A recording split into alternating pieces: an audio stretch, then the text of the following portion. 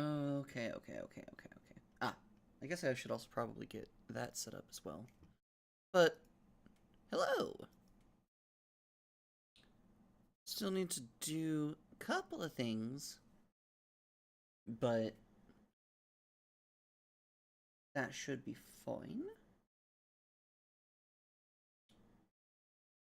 But that's why my camera's not currently on. I'm also realizing I forgot to actually set up the window capture. So let's get that fixed real quick. There we go. There we go. There we go.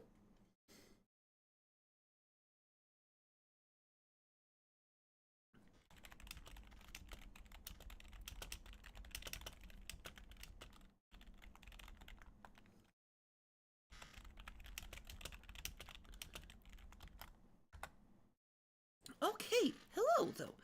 All right, welcome to the Void. My name is Qthrash. I'm aware you can't yet see me, but my name is Qthrash, and we're gonna be doing a little bit of a not super different, little bit different, not super different, little bit different. But stream, not a lot different because it's still a world building stream, so that's part's not changing. But I have recently found out how to get a wonderful program called Obsidian to get to work for me. Because it has this really cool, it's what we're currently looking at. It has this really, really cool thing called Graph View, where, like, it shows you where all of yield gunk and junk that you're doing is connected. Which is really, really, really neat. And I really, really like it. However, I also am a little particular about how I organize things, and I was struggling with getting, well, I can be. And rather, I will, I'm still getting some things figured out as to how I'm organizing some things. But as you can see, I can be really particular about how... Please do not do that! Oh, well, hey. I guess I guess the PayPal notification that one of my supporters' payments went through is as good time as any to I guess plug the fact that I have a coffee if anybody or a Ko-fi if anybody wishes to help support the channel. The link is in the description below. It's kofi.com/the transfiendling. I'm sorry, I mean the super normal, incredibly gender normative fiendling. Absolutely nothing weird going on here. Nope. I'm glad we're not actually yet at that level of dystopia. I hope we don't get there. At the moment, it's just funny to kind of joke about. I really hope we don't actually get there, though. That would be horrible. It's already horrible as it is, let's be honest. But we're not here to focus about those politics. We're here to focus about fantasy politics.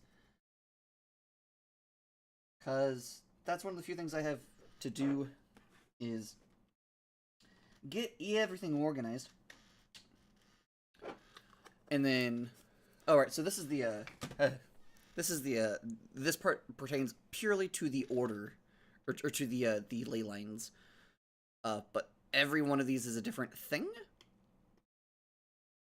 And they're all labeled, though. They do get a little bit harder to read it zoomed out, but each one of these things is going to be a little nexus of a category, and then it's going to show how things are connected. I'm still figuring out a couple of things as far as, like, where I'm going to, like, permanently have things, or how I'm going to, like keep, like, where I'm going to keep everything in terms of, like, where I'm going to have, like, if I'm going to keep, you know, species here, or, like, realms and everything here. The one thing I wish I could do is I wish I could kind of, like, just, like, control, like, click, drag, and select, like, a group of things, and then just move everything all at once. That would be nice. Haven't found a way to do that yet. Because, like, I spent a solid autistic day and a half or so organizing the ley line situation, because I had a very specific image in mind for, like, this really, really neat, like, flower design that I made. that I wanted the ley lines to line up with. But then the physics of the way that everything is set up made that difficult. Okay. Just about ready to get my face on the camera again.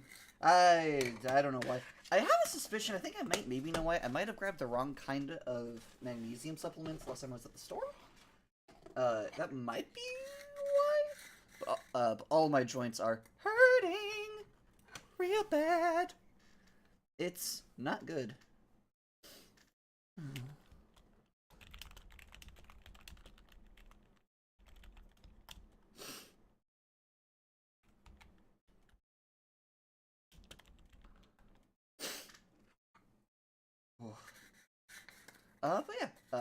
But yeah, pain real bad. So time to do pain management, and some folk are weird about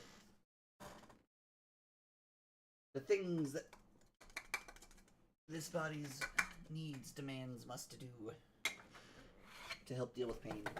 Because this body is frustrating, and it doesn't just simply like follow orders or directions. So it can't just be like, cool, I'm just going to take like ibuprofen. No, we need. You must construct additional relief. Okay.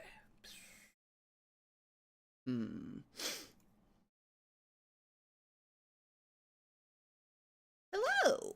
I guess I do still need my glasses. Oh shit! It's rainy outside.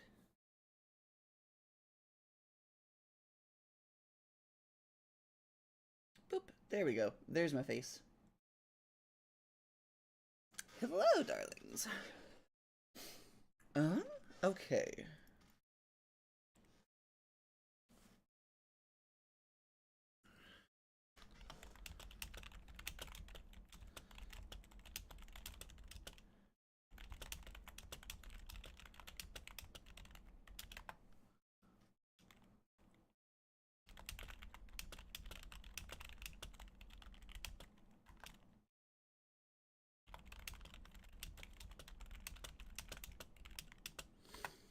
Okay.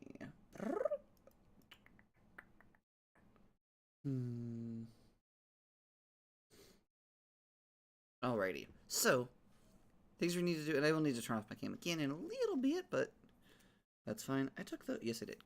Good. Oh! Sprinkles. I don't know. So, the thing that I'm currently doing is I'm importing all of my notes from OneNote about my planet and my world to Obsidian.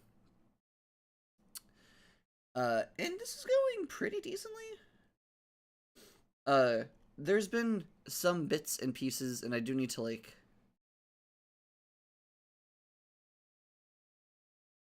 I do need to do some things, like... There's... How do I even describe it? There are a couple of parts that I still need to, like, get better organized. And there are also some parts that, like, aren't yet set in stone. Like, I don't think I'm going to, I think I'm going to keep the... It's not called the Underdark. It's never going to be called the Underdark. But the closest thing that this thing has to an Underdark...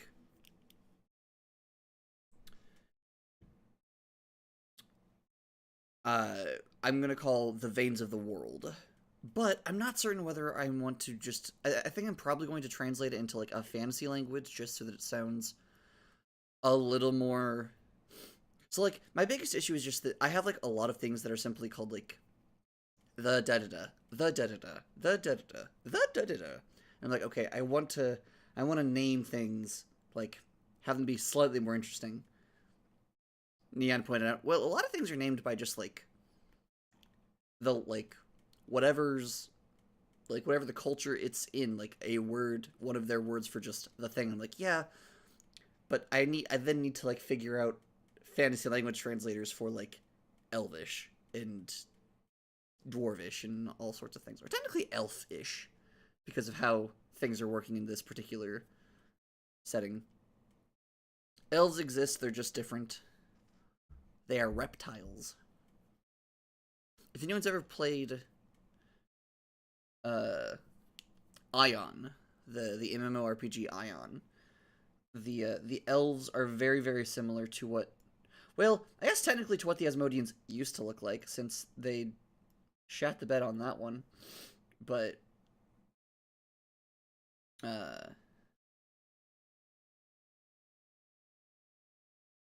hey, welcome. Because so I say they shot the bed because I say Aeon shot the bed with the Asmodeans because they used to be really cool. Because the rough lore for that setting is that essentially the planet got split in half, and the upper half, it's very like sunlit and easy to survive in, and so all the people evolved very angelically. The other half is very cold and dark and hard to survive in, so the people there evolved, like originally at least, they evolved like claws and like long manes that went down their back to help keep them warm, and like eyes that glowed in the dark, just all sorts of things to like help them survive there. But like at some point they were like, "Nah, this is too much effort for like making armor sets and things. So we're just gonna say the Asmodeans just are like their bodies are just identical to the Elysians. It's just that they are like different color palettes." And it's like, well, that's less interesting by a lot. But I do like some of those design ideas, so I'm incorporating those into my elf design. However, elves are reptilian in this world because I randomly decided that I thought it would be fun to have elves be reptiles.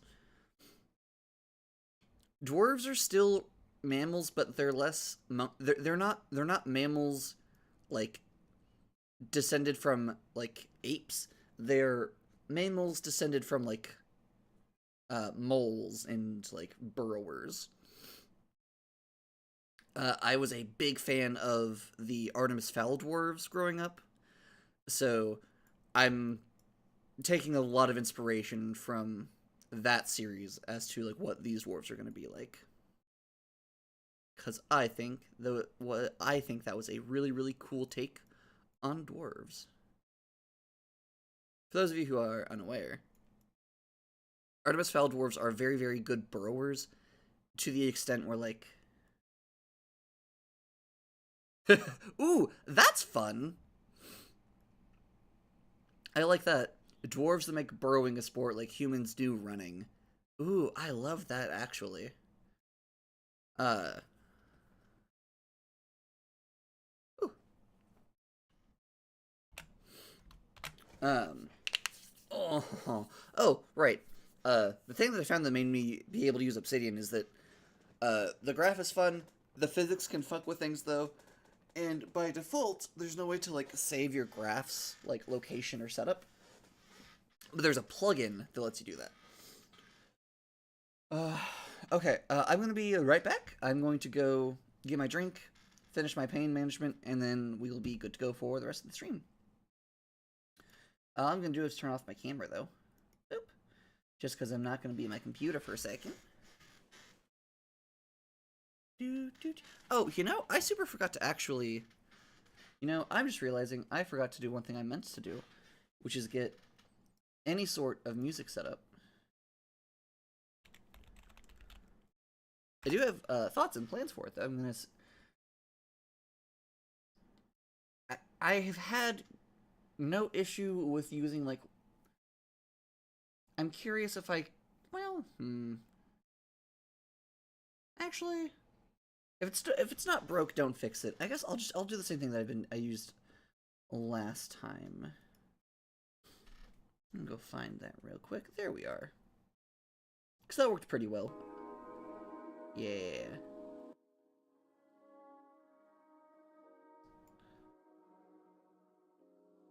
Lo-Fi Geek. It's a channel that is supposedly just music that is free for anyone to use, and is specifically, at least stated in the thing, that it's here for, like, streamers and stuff and whatnot. Alright, I'll be right back.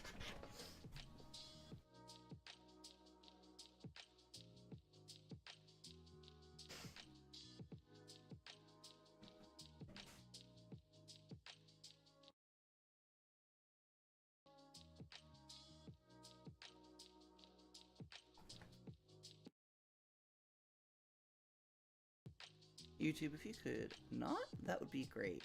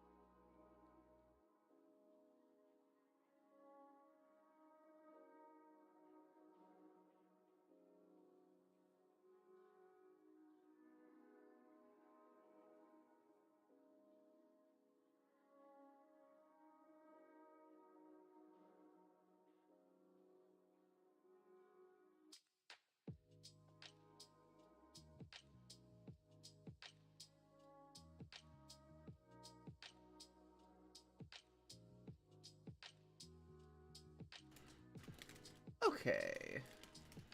My voice should still hopefully be back. Oh, hell yeah. Luffy's pretty good. It's not like... Yeah. Gosh, I really hope that my voice is still going through. I guess, let's just... Yeah, make sure. Cool. Why? If you could stop breaking, though. I don't know why it keeps doing that.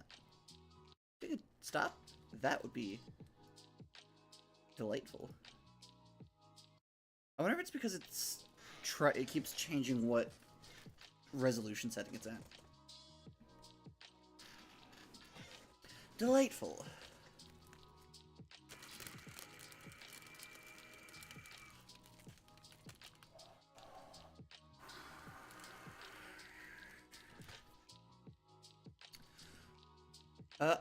It'll depend what I'm doing as to,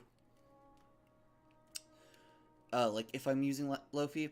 I like Lo-Fi for streams, but generally I'll go for something more specific. Example of this being, when I'm working on this a lot, what I've been listening to has been the background music for Dishonored. Dishonored 2 and its Void.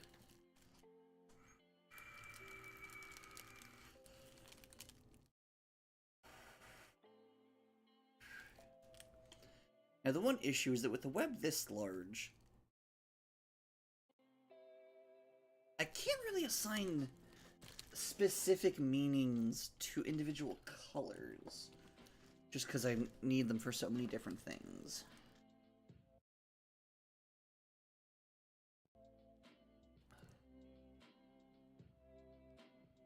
I wonder if...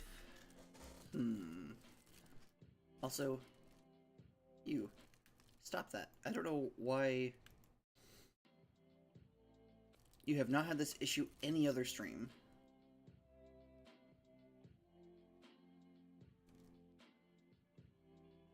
Yeah, no, that's a big thing for me, is that if I'm writing or like doing like a creative thing, it has to not have words. If it has words, it's a problem.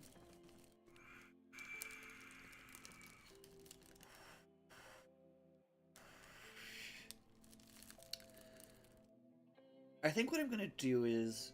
So, the way that things are organized is that we have this, which is the layers of this planet, because there are more than just the ones that we have. And multiple of these are actually inhabitable, technically. Though it's, it can be a bit complicated, because, like, well, I mean, this whole planet's complicated, but... Oh, I am also realizing, I'm not sure if it's actually the Lo-Fi, like, cutting out, or if it's just, like... You know, sometimes Ko-Fi just does that? You know? And it'll just be, like, quiet, and then, doom, like, go back into it. But so, rather than having, like, a group, like, a cluster of cities, a cluster of whatever, I'm rather than having like a cluster for like continents, a cluster for or rather than having a cluster for continents, countries, and cities, I'm doing is kind of like we'll have a cluster for continents, and then the countries will offshoot of the continents, and then the cities will offshoot off, or the countries will offshoot off the continents. Then the cities will offshoot of the countries, and so will towns and otherwise. Just that way, like, there's not kind of to limit the amount of lines like this that are just like going across the entire thing, I suppose. It's a good way to put it. To avoid adding to that.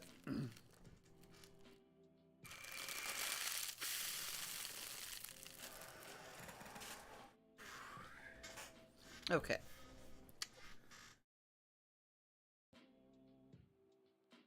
Never fear, for I am here.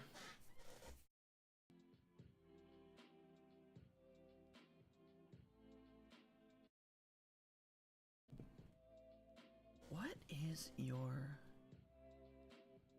problem?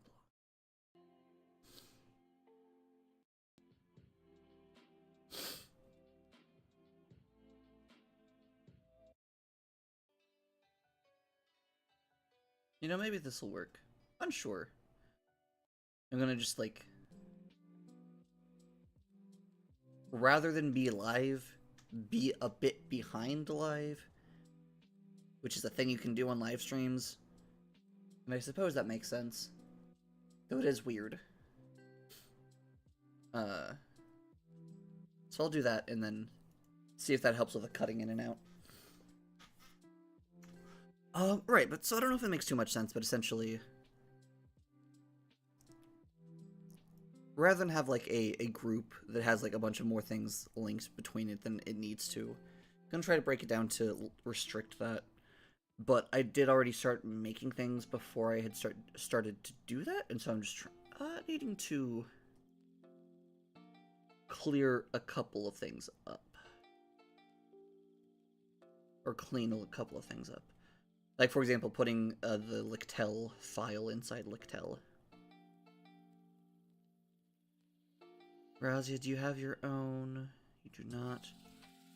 The one thing that's maybe slightly less intuitive about Obsidian is that the groups here, or the folders, don't show up in the graph view. So, like, so for example, if I wanted a node for Huinwei, then I have to actually have, like, a file for Huinwei. I can't just have a group of it.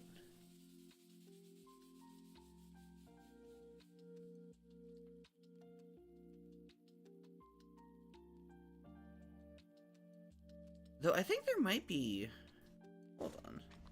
Actually, there might be a plugin about that, now that I think about it. Let's see real quick. Does that show up on the... It does. Can I move? I'll worry about that later, but that's a thought. But anyway, so I'm currently, because I haven't done that yet,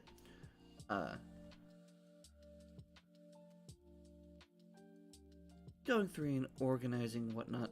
Oh, so for example, yeah, I did make a file for cities and towns, or a folder for cities and towns before, but that was before I decided, oh, actually, I'm not going to do that. So, having to clean up some things. Because Amberburn is staying. Oh, I need another folder. Ursa. There's a very cute backstory behind Ursa, actually. So I still need to rename them because they're not going to still be named Tabaxi. But back whenever this was a 5e camp, or like a setting, I had a roommate who had a cat named Roxas, and whenever I was generating the world map for the first time, Roxas jumped up onto the table and swatted at one of the d20s. And so I decided, oh, well, that's the one that the cat swatted at. So that's going to be where the cat people come from. And so I named it Ursa by just anagramming Roxas.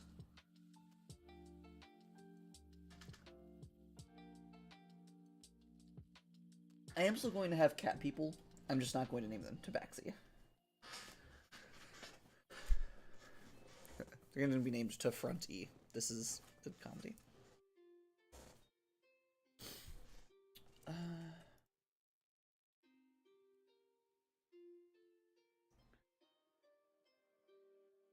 Yeah. It's a yeah, Roxas is very cute.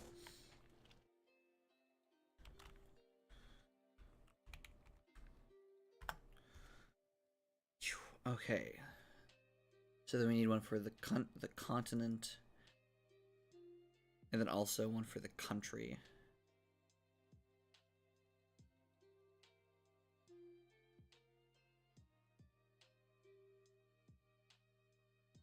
I wonder what happens. I guess since they won't be in the same directory.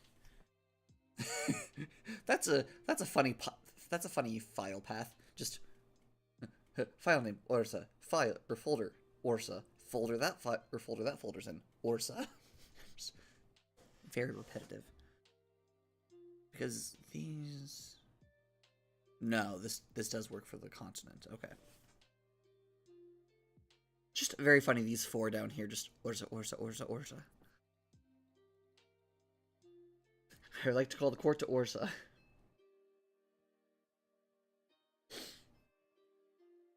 Okay. Ras. Okay, you have your own. Okay, so it looks like. Oh, you still need regions.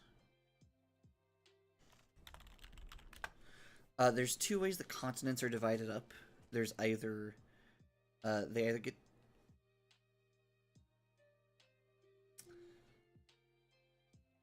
To like help organize things, the way that the information about the continent is broken up is it depends on like where it's located, and then that either gets filed underneath a country if it's like in an actual country, or a region if it's like somewhere that there's not really people who live there. Like if there's not really a government set up for that part, then it's just a region. So like the city of the Azuri is in the country of Uspar, which is in the desert of Huinwei, but not all of the desert is part of Uspar. So there's still like that other part. Huinwei is kind of simple. There's only three bits to Huinwei. There's Uspar, Veseth, and the Stablodoma, and then just the desert. I need a more interesting name for it than just desert, though, but for the time being.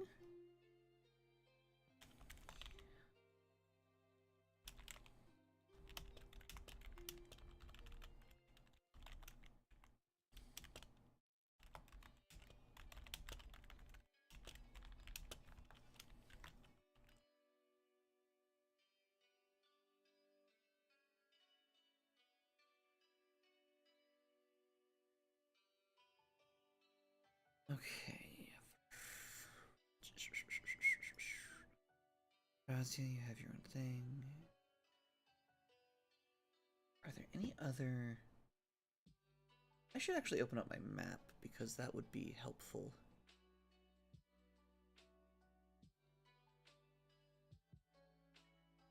I finally got in some names for a couple of parts that I hadn't named yet. Last night. Did I actually export that version of the map? I thought I did.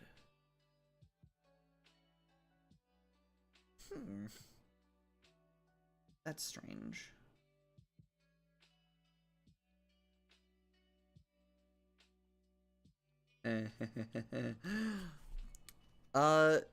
So funny you should say that. The desert in Uspar isn't, but the Amberburn which is in a different part of the world, is.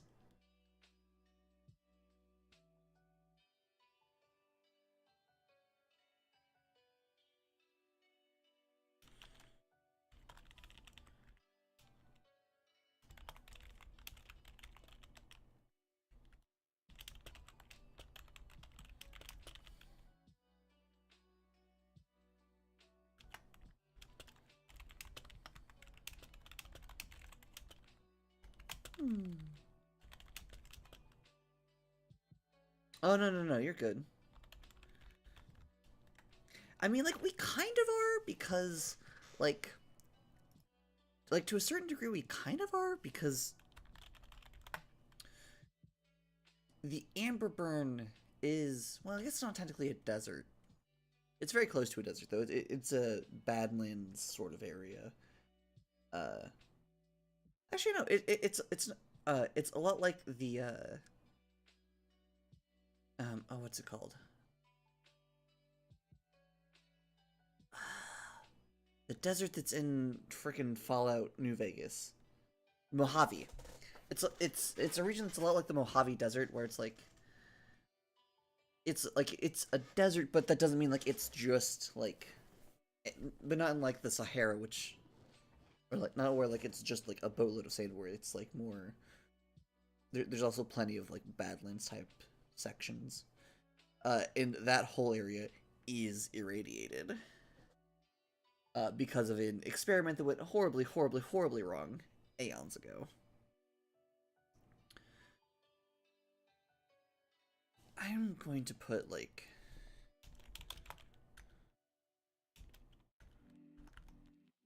dash... continent. Just to, like... make it slightly easier to distinguish which file is which.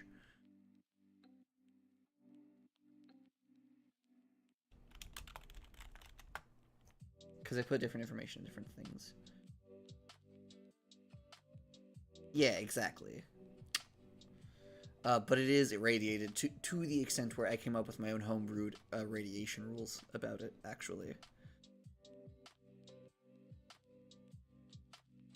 I guess that means I need to open Wonder Draft. Which I hadn't planned for that, but that's fine.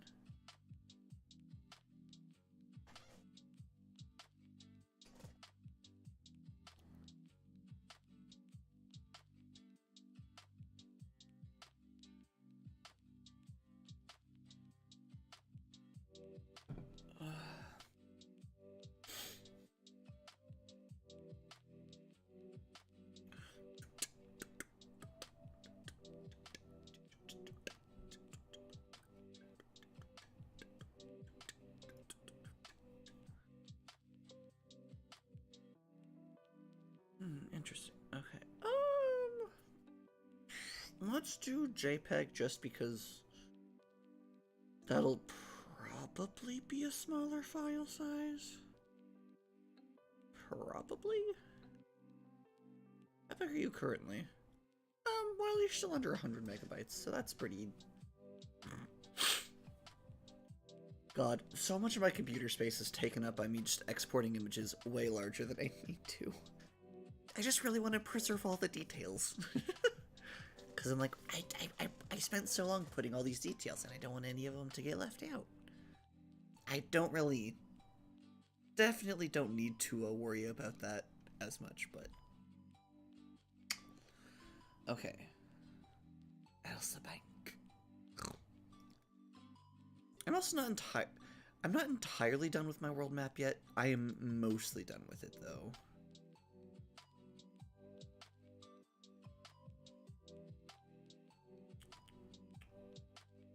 Images.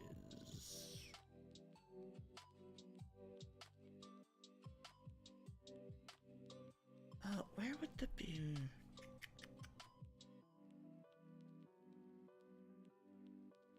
I guess having... yeah, I guess having a world map in my DM notes would make sense. Because then, boop.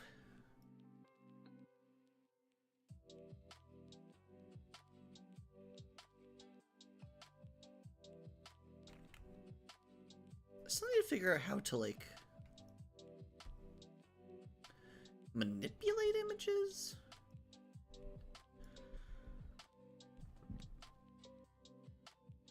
Oh, well, that's helpful, though.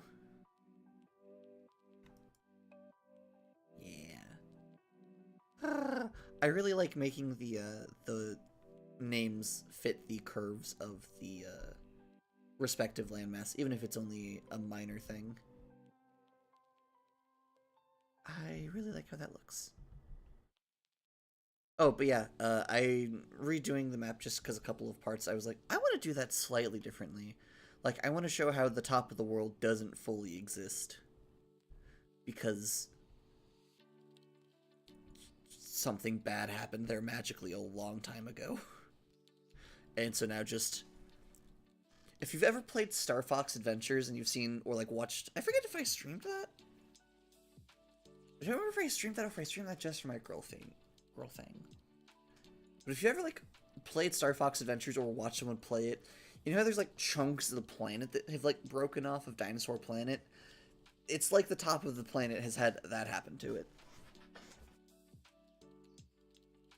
Oh, and then also like at one point I was like, you know, gosh, I know a lot of older maps didn't tend to use like color this intensely because like it was expensive and stuff like that.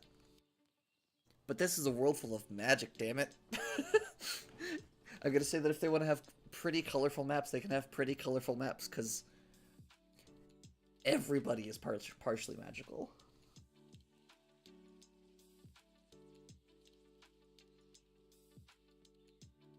That's a fun little bit of world building I guess I'm going to do. They don't have things for, like, they don't give kids, like, markers or crayons or otherwise, to, like, color and entertain themselves with.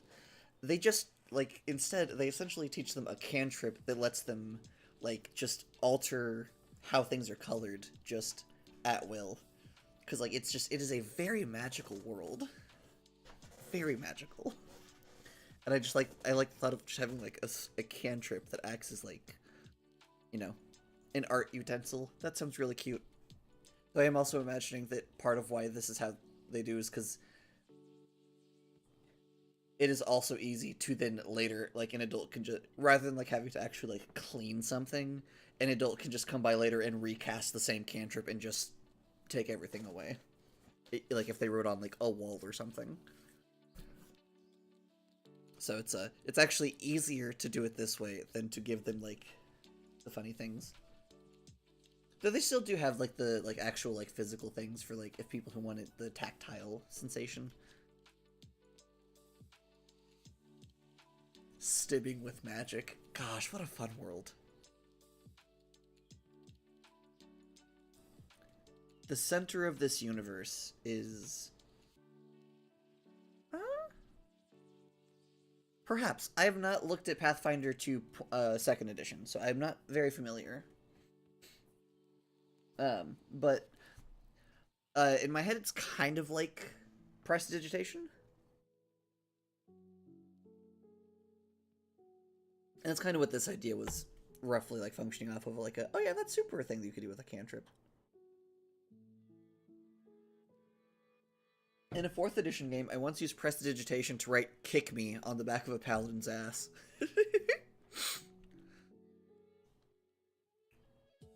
That was a fun campaign.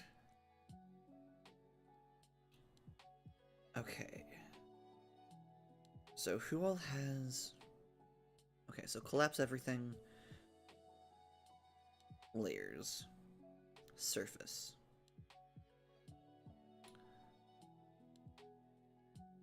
Continents. We have Huinwe. We have Rosar. We have Tomakt. We have... Ah! We do not yet have...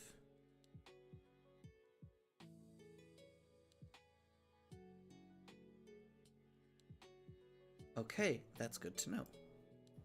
We do not yet have... Vidin Ulu Ulath, which I believe means Gateway to the Darkness, if I recall correct. In Drow, I believe.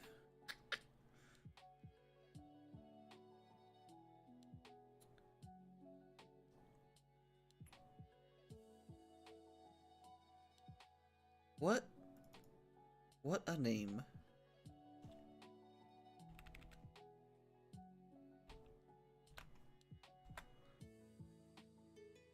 Yes, exactly, which leads to the world veins. Actually, good, good connecting the dots. You are exactly on the money. You are exactly 100% on top of things. That is exactly correct. I haven't yet put it in the notes yet, but that is like the that was like one of like the one note that I actually had written down about the continent beforehand. Contains a large cave that leads to the Underdark. Is at the place in which the Underdark is closest to the surface. As such, this is the continent's. This is the primary continent where denizens from the Underdark frequently come and roam about. Very few cities aside from near where they intersect. Like, so. You called it in fucking one. That is exactly the situation. Though things are a bit different now. It is still like one of the most well-known ways to get into the veins of the world. But it's not the only location by far. And part of why it's the most well-known is because it's the closest entrance to go to the veins of the world from the Womb Shadow, which is where um, the way I've described it, the Womb Shadow is this world's equivalent to our Fertile Crescent. Like that's sort of like this is where we have some of the earliest like civilizations settling down and starting to figure shit out. And so this is where, so given that, that means that the entrance to the world veins would also probably be nearby. And so that's why it's the most well known. But okay, so we have that one. We have Lictel. We have Ursa. We have Lekilfair. Oh, we don't have Jocoin yet. Sigh. Sigh.jpg. I love making things I despise. This is partially comedy. It can be fun, but I try not to do it constantly. The land of Jocoin is an accursed, horrible place. Because Jocoin is the name of the continent that the crypto elves do all of their nonsense on. It only has one settlement, which is Elsabank. I finally actually named them, and it amused me to work coin and bank into their names. I was thinking about. I initially thought. Gosh, you have it absolutely right. Yes, exactly. That is their public entrance embassy. Right? Yeah. I will say I am kind of going. I have decided I am kind of going for like a Dragon Ball type setting sort of situation where it's like, hello, yes. This is its own, like, this is a setting wherein problems do happen. However, it is a setting where a lot of the, like, factors that would normally contribute to, like, a villain who has a point, like, a villain who's like, oh, yes, I'm doing this thing because I had, like, this good motivation that I'm taking too far, sort of thing. Those villains kind of don't really happen because the sorts of things that lead to the sorts of villains, like widespread poverty and just the one that first comes to mind, like that's just not an issue in most places. However, there are a couple of like capitalist places. Uh, oh, but so it's generally it's a setting where like if something like if there's someone who's like being a problem, it is because they are actively choosing to be a problem. It's not just because like a gosh, I'm taking something too far. It's no. I am perfectly fine. I did not have to be a problem. I am choosing to be a problem. But I do have some people like I, I have made a couple of ways. Those I know which factions and which, speaking broadly, which individual, like which places would be most likely to cause, to decide to be a problem. Most of them are capitalist places.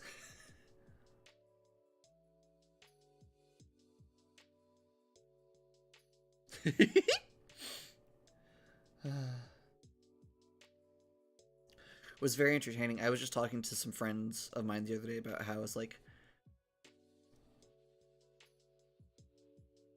I don't remember what the exact wording was, but just essentially, I do love me some good, like, moral gray situations. At the moment, I kind of want to just, like, tell a couple of nice stories about, like, yeah, we're gonna cause some real big problems for people who are willing to do really bad, like, just objectively horrible things. Like, that sounds like fun right now.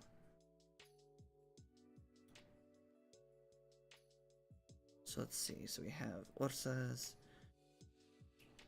check, check, check, check, check, check, check. Slojan? Do I hear Slojan? No. Cool.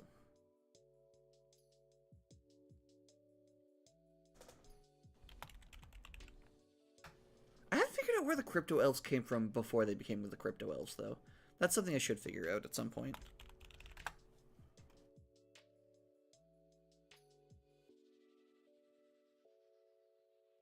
Meanway, Brazia. Do I? Hmm.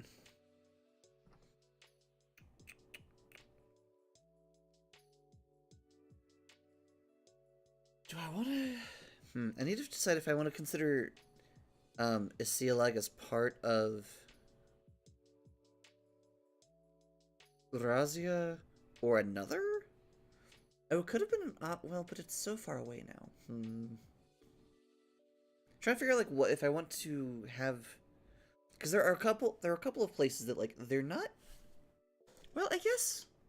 Hold on, actually.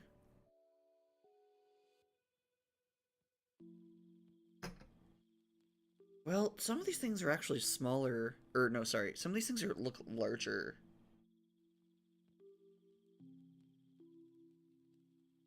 Oh, you know, that's also not a bad idea. That's an interesting, that could be an interesting thing. Oh, also, one thing about this map is that, it's, while not perfect, it's attempting to, or rather, it is not attempting to do the whole, like, globe projection thing that our maps do. It is just meant to be, like, you could just flatten the world out. Without any, like, without any of the sphere distortion that our maps have.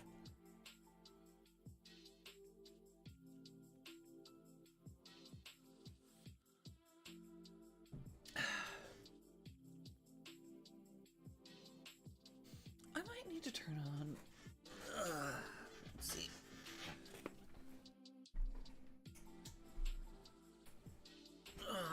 There we go. That feels nice and cozy, I think.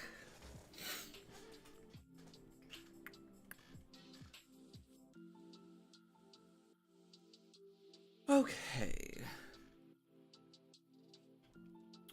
I'm trying to decide essentially if I went to Australia them. Like, if I just want to say that, like, this country is Isialag and the continent is also called Isialag. Or, like, you know, if I also want this one to be like, yes, both this continent and this region are called Erus Tunar. There's no, like, separation.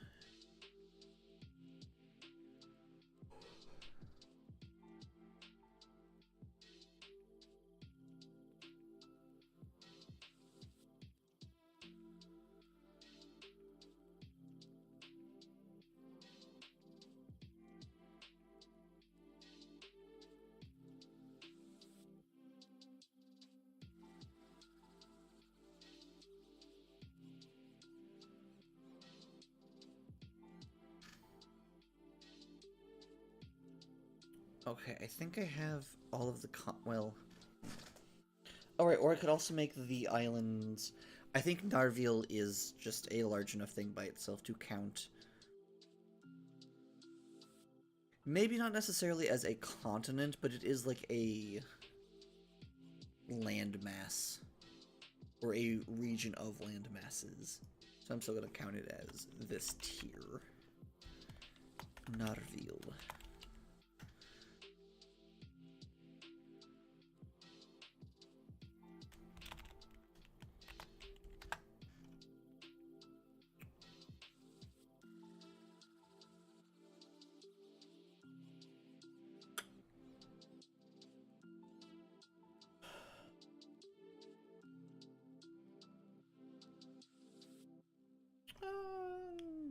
Hmm.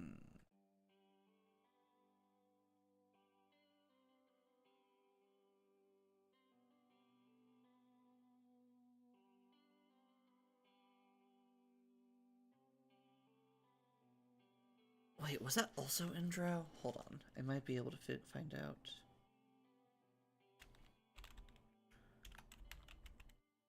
Chosen of Islestray.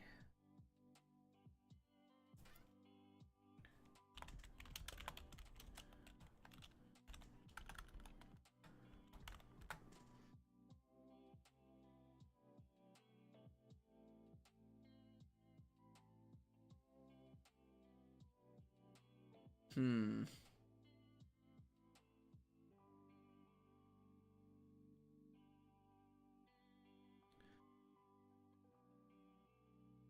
Interesting.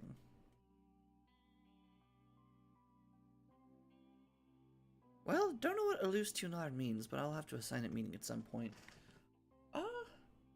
Oh, well, you know. Actually, it's kind of easy, because for that one, it's... Okay. Because the main thing on Alus Tunar is the Ever-Season Forest, so that's actually really easy. Okay, so I will just make that its own region, and then... Okay.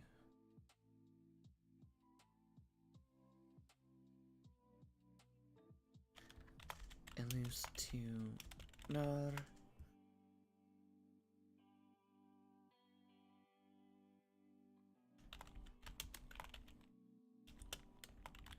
I thought I maybe knew what Alus Tunar was originally from?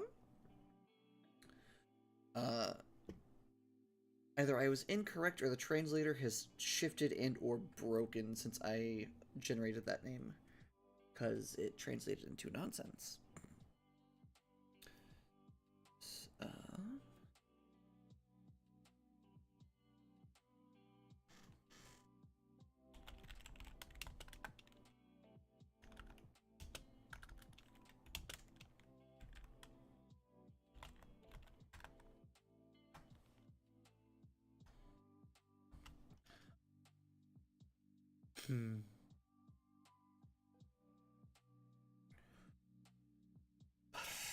Okay, then...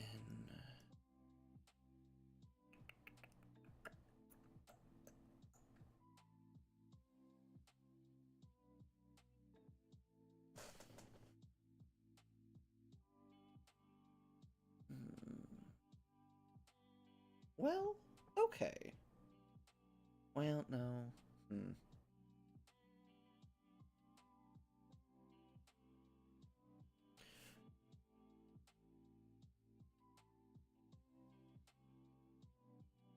You know? I think what I'm gonna do is I'm gonna file Isialag underneath Queenway because Isialag did used to be connected to Queenway in the past. Both literally in a past edition of the map, but also, like, in my head, the previous edition of the map came from an earlier point in time compared to the current map. So I think I'm just going to file that underneath Queenway. It doesn't make total sense, and I'm not doing this in every instance where this is the case, but that's fine.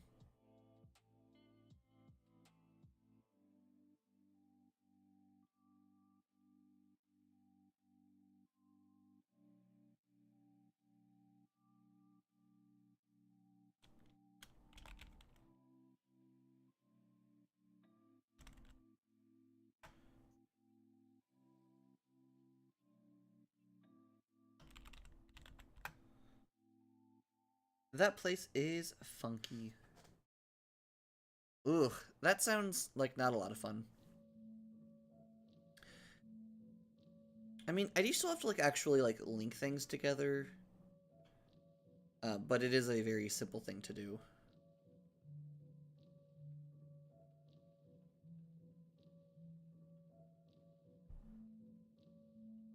The way Obsidian works, it's you just hit left bracket twice, and it'll set up this little thing. Then you can type in whatever it is, and then it will link it. Or if it doesn't exist, it will create. I don't really know what it would be called. It creates. It essentially it turns the link into the it makes it act like a Wikipedia, to where like if you click the name and it doesn't exist, it'll take you to the option to like create that page, essentially.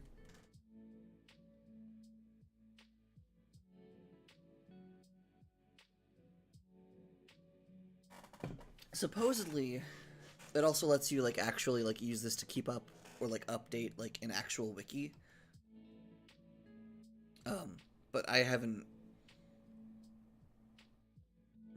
I decided I didn't want to fuck with that.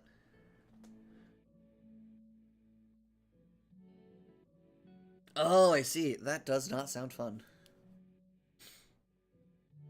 Okay, so I have a scene lag. Ah! Where do you... Oh, you know, that would make sense, actually. I'll say that Iora Artetalalu's, a subsection of Alus Tunar. Okay, that will work.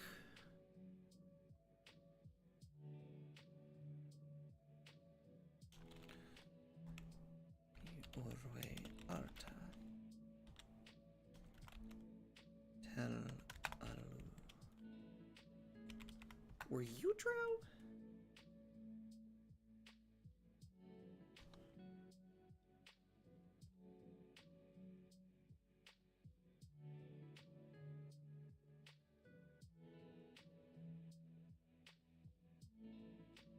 Nope, you were not Drow.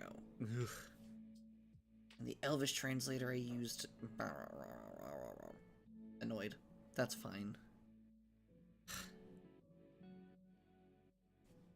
I recently, like, I was looking back through the resources I had used when making this, and a bunch of them were no longer online, and I'm like, motherfucker. I know these all had things, but I forgot to write some of them down, apparently. Okay, I think that's every landmass accounted for. Oh, duh. I'm silly. The Aurora Crescent Spire. I need to... That's... I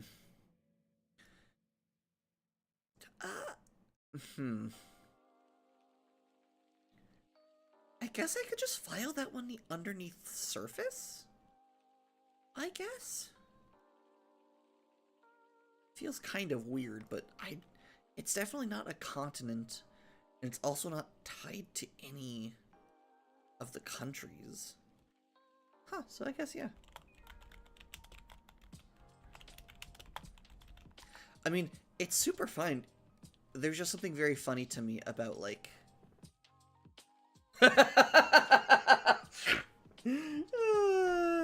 yeah, yeah. Congratulations. I forgot to tell you, I made you Aspire. This is a comedy. I forget why I named it that, but I really like it. It's a fun name.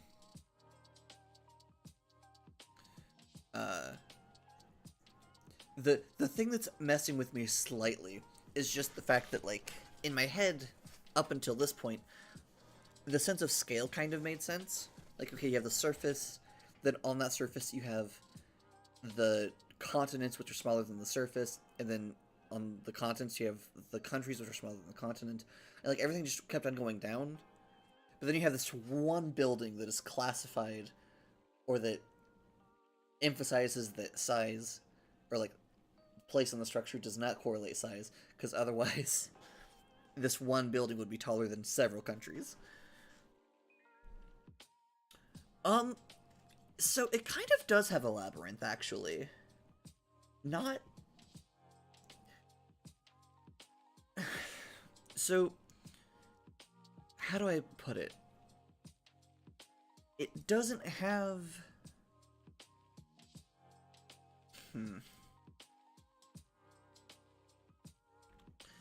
It is not designed to contain something that is, like, just a labyrinth. However, it has very, very, very complicated security measures and an innately complicated security system. Though kind of air quotes around security system. So here's the thing. Exactly. Is it magically strange? Like the laws that govern magic don't work the same there? You kind of nailed it on the head a little bit. You're not exactly there, but you're very, very close. So the Aurora Crescent Spire is a strange tower that was made in a previous universe. Because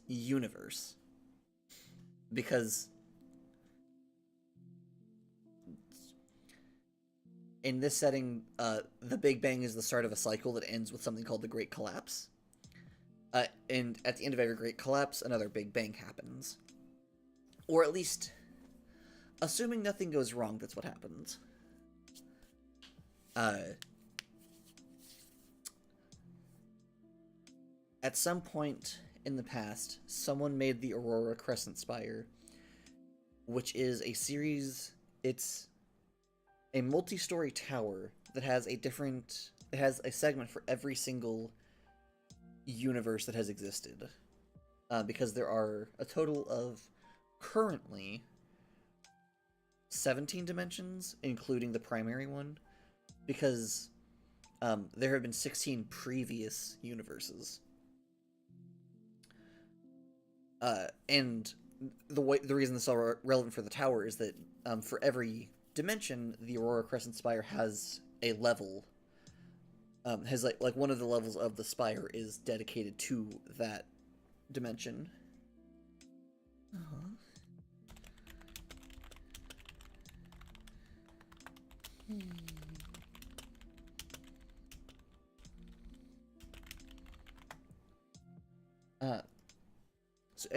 So like there's 17 segments. Each one correlates to a different dimension. I don't know what universe it was created in, but whenever it was created, it had just a single floor for every dimension that currently existed. And then it has gotten taller each time the universe has gone through its shtick, because it has dismantled itself from the main reality flow. Which is why it doesn't just get destroyed during the Great Collapse.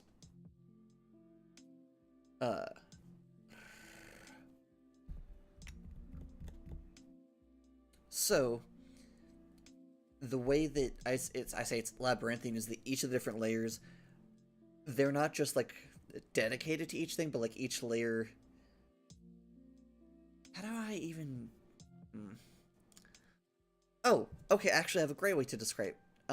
So you know those little things that we get as, like, a kid, where it's, like, a set of binoculars, but, like, you put them over your head, and, like, there's a little wheel, you can, like, click it, and there's, like, different, like, images on it? The tower kind of works like that, where the tower itself would be the part that you would see when you're looking through the image, or like the lenses, and the tower itself is the lens. So each disc has its one portion that is currently within the lens of the tower in the mainline reality, while the rest of the disc that you couldn't see was still out in like the actual rest of that dimension. And so each of these discs is only partially in mainline reality, and they're all rotating. OBS?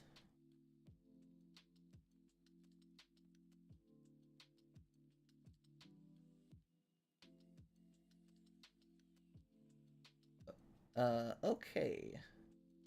Everything good? I got a reconnection issue. Okay. Everything should be okay now, though, hopefully.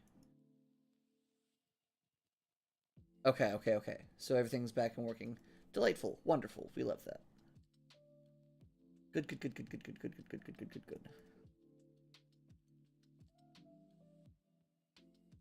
Oh, I guess I can kind of do some of these.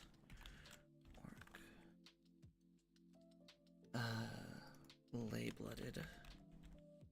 Like, what I'm gonna do for, like, the species and stuff is... Because I already had, like, some, like, ideas for, like, modifications to each of the species.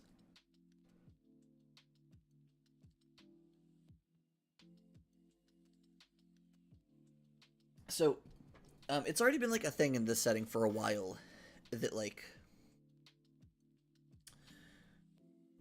Aeons and aeons and aeons and aeons and aeons and aeons and aeons ago, someone temporarily... Oh, okay, okay, so, the slide viewer, because I don't know when it cut out.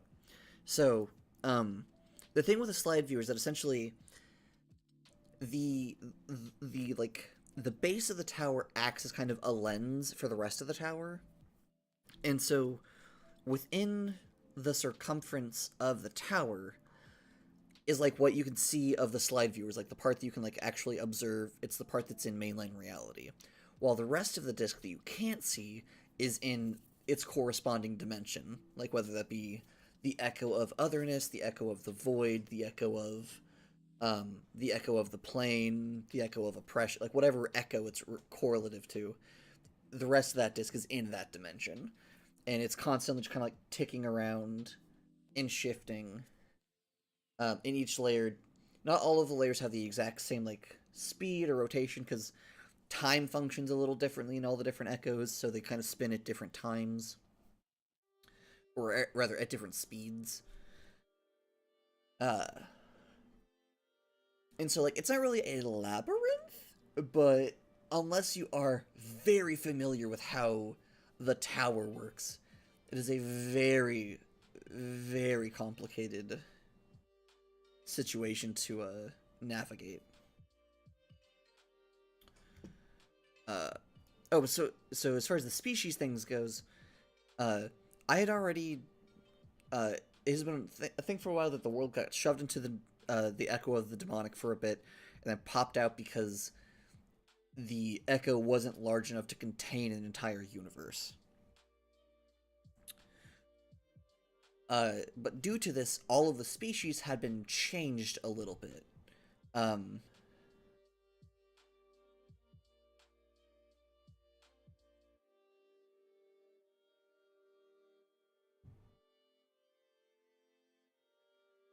actually, more like the second one.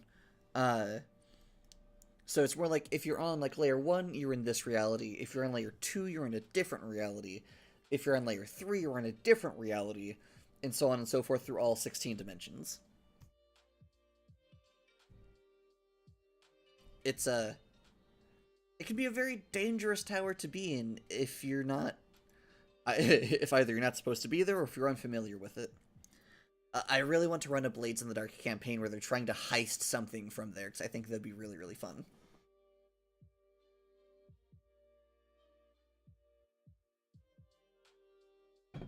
Ah, um, okay, but so the caress changed every species a little bit. Some more than others. Uh,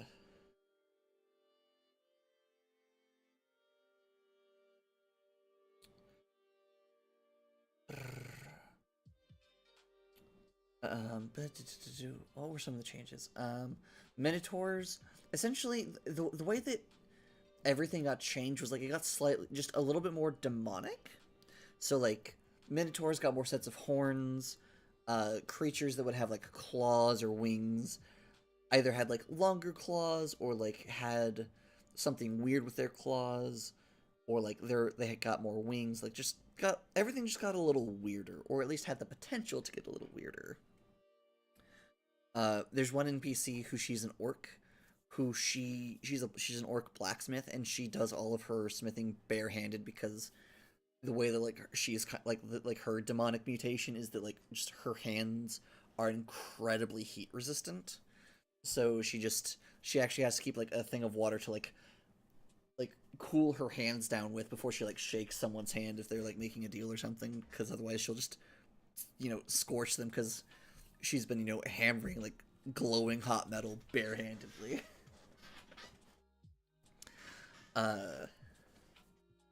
Also, like, all creatures now have the potential to have a tail. Like, a big part of why I decided to dip the whole universe into the demonic realm is to just give players, like, to just really let my players go wild with their, like, character ideas. Some of them are some of my favorite crossbreeding ideas came from here, though I believe some of them would still work technically in baseline D&D. Do I have Dragonborn yet? I do not.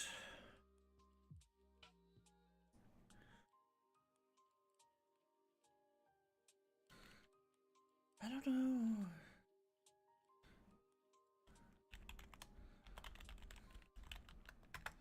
I'll just go not Dragonborns for now.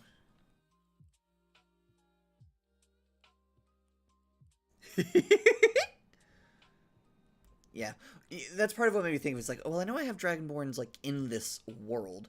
I'm just like, have I... So, eventually this will get way more fleshed out, and this will have way more species in it. But currently, these are just ones that I, like, have remembered that I wanted to put on here. But I still need to, actually go and write things out for a lot of these. Hello! I'm doing world building and being very, very autistic about the silly fictional world that I'm making. Okay. We do now have all of... So now that we have all of the land masses established, I think what I want to do is I want to go through and go continent by continent. Actually, no. Here's what I'm going to do. I'm going to do the bodies of water real quick. That's what I'm going to do. Do I want to do those folders or cool. All right, autism activated. So, the light that hungers. So, okay. So you have congratulations. You're about to get so much information. This is one of my favorite things I've made so far for this setting. So, the light that hungers. Each of these diamonds that are like two colors, or like there's like a primary color, then it's glowing a different color. It's hard to tell what some of them are at this view. I thankfully can tell most of them. Actually, I think I can tell all of them because I can tell which ones I'm not seeing. If nothing else. Anyway, each of these diamonds is where two of the ley lines cross or intersect. And then this circle and this circle are both where three ley lines intersect. The light that hungers, each of these things is called a nexus. The light that hungers comes from the nexus of chaos and light, because the chaos goddess's secondary domain is life. So, the light that hungers was created at this nexus of chaos and light, and the light that hungers are these long oarfish-like life forms that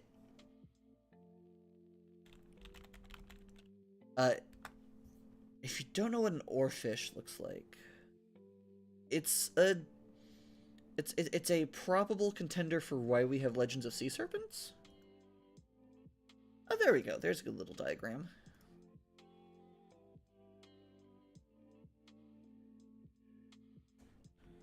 So here's what an oarfish looks like. Thank you, Encyclopedia Britannica.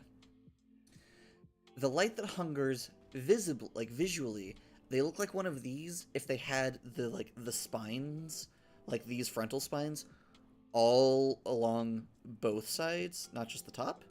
And instead of like rigid spines like they were like wispy jellyfish-like tentacles. They're also invisible to the naked eye. They're mostly invisible.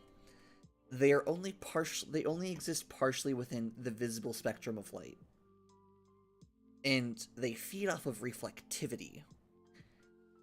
So if they fully consume something's reflectivity, then that thing becomes invisible. If that thing was a creature that used vision to see, that creature goes blind because they are no longer able to reflect light. This blindness and invisibility will last until they manage to get out of the light that hungers domain, at which point they will first appear as like a washed out, like sepia tone version of themselves, and then slowly they'll get the reflectivity back as more light passes through them. Because the world's magical, and that makes sense.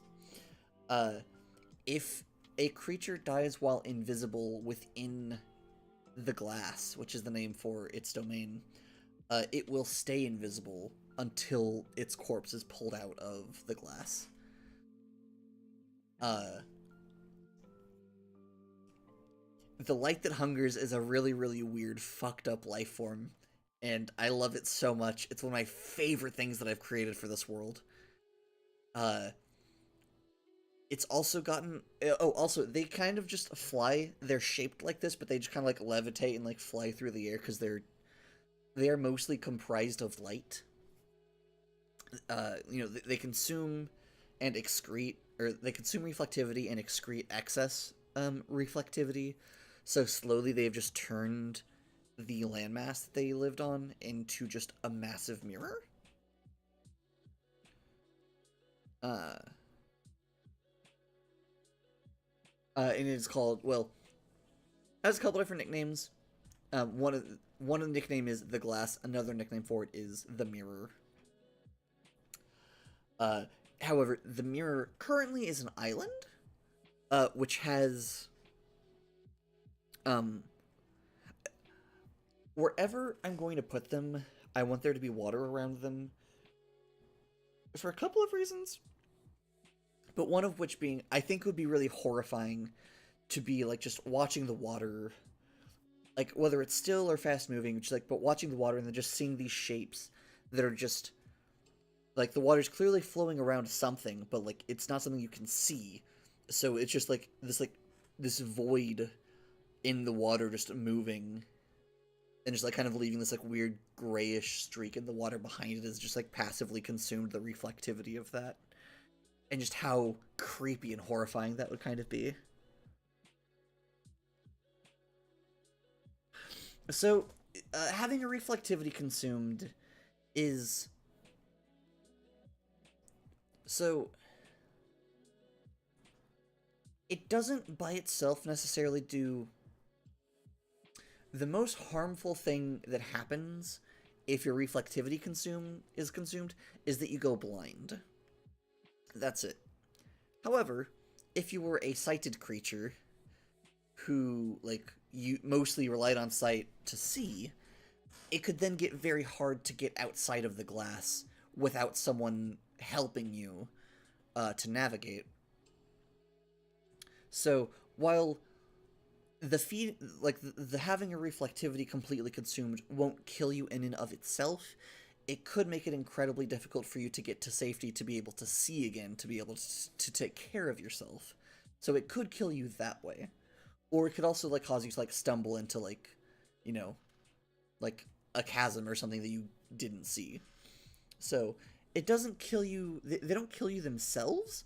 And honestly, they're not trying to kill you. Like, they're not trying to kill people. They're just trying to eat reflectivity. So... There's not, like... They're not going to go after you unless provoked, essentially. But if they do feed off of you, it is kind of a bad time.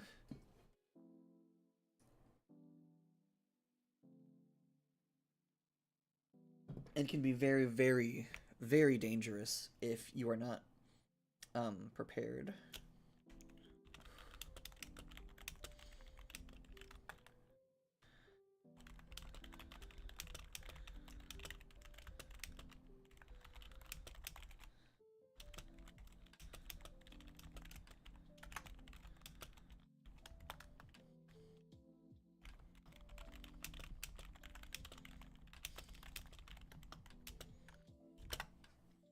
But yeah, so that's what the light that hungers is.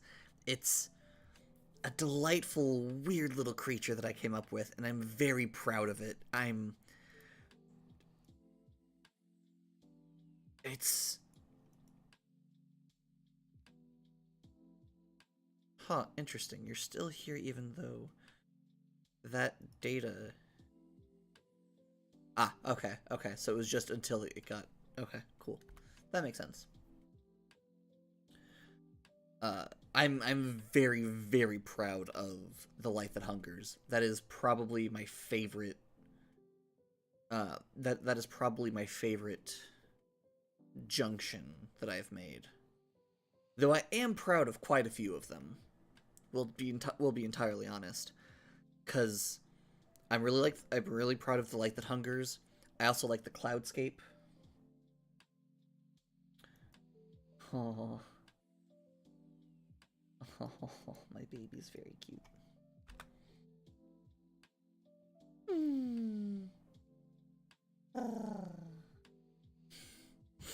That's very, very cute. One of my partners was talking about wanting to hear my voice, and I was like, well, I'm currently on air being very autistic about my stories if you want to hop in and listen. She's like, oh, I'm immediately gonna go, I'm tuning in right now. I'm like, she's so cute. I love her. Hi, baby. Okay, but... Ooh, so I will say, The Light That Hungers is probably my favorite junction just because it's so weird. Though, honestly, I like most of my Chaos Nexi. Because I also like because the Womb Shadow is also a Nexus. Just, I really like The Light That Hungers in its weird life form. Yeah. Though I'm mostly just happy that I can help my beloved state, or just be cozy and safe. Okay, so what I'm going to currently do now is I think organize bodies of water. Kind of funny that my seabird joined right as I was doing stuff about water. That's very cute. Okay. Yeah, bodies of water often contain things such as islands and or... Okay, so I am going to make each of the bodies of water a folder. Which means...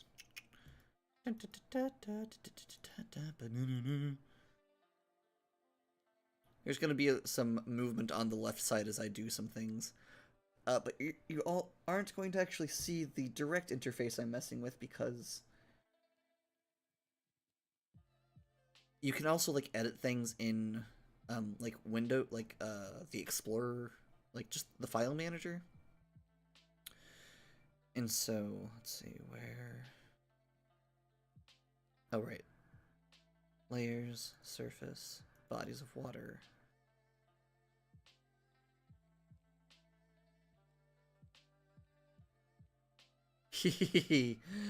I am a very trustworthy demon.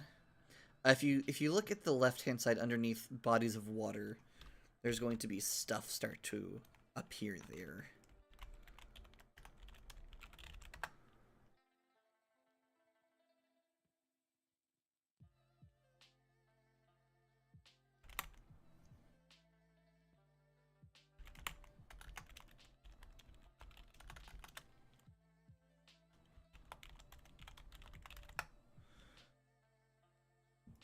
Boom. Then go back to the file manager. And now we have like... How many bodies of water do I have? Let's take a quick count. We have the Ocean of Darkness. We have the Cauldron. The Sea of Shards. Oh! I don't actually have a label for the Ocean of Darkness. I should change that. Okay. Am I gonna... I guess if it is a large enough...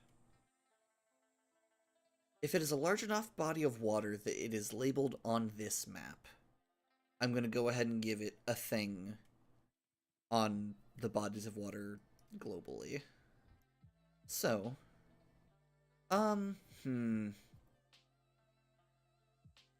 At least if it's like an international situation. I don't think I'm gonna do the Lake of Crystals or the Lake of Ash. Yet, I'm gonna keep those. Okay, so seas. Okay, so I will do ocean ways in things, just not lakes and rivers. Both. It is both an actual ocean and a metaphor. So, uh, in the top left, right here where my mouse is the Deep Well of Midnight, which is a lake, at the bottom of which rests the heart of the ley line of darkness. I'm gonna do some more fleshing out and figuring out the specifics about it, but that's the rough thing. Um, the Ocean of Darkness is the ocean that surrounds that continent, and also a little bit outside of its.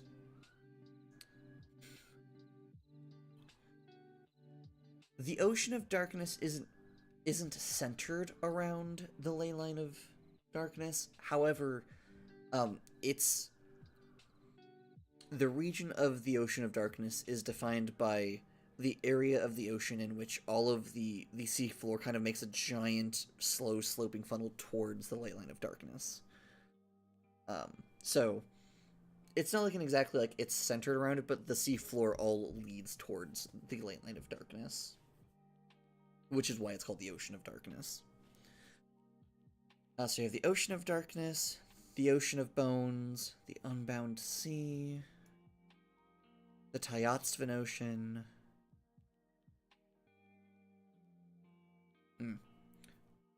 Darkness, Bones, Unbound, Tyotsvin.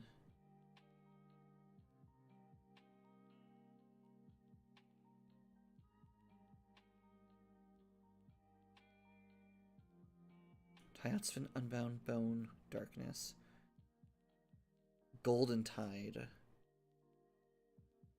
Civilization. I need to just figure out what is going on with the water right here. I'm just not realizing. That's for later.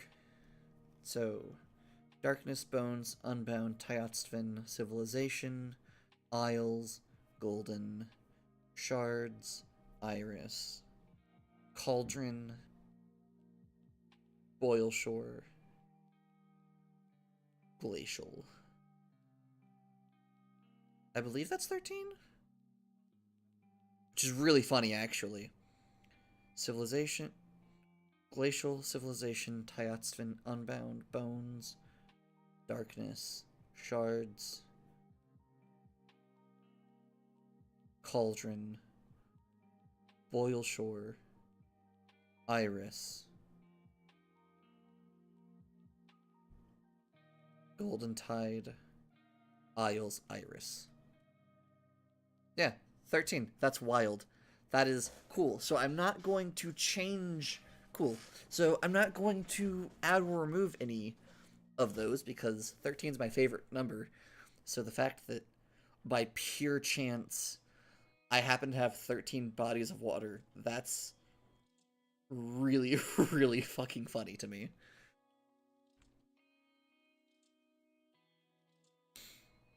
So we have Ocean of Darkness, Ocean of Bones, the Unbound Sea,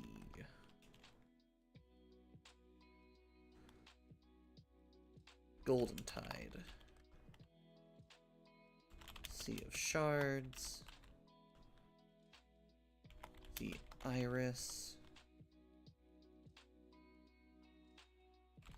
the Ocean of Isles, Cauldron,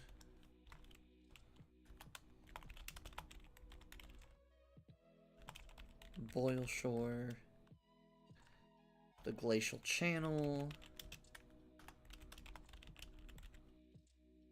Oh man.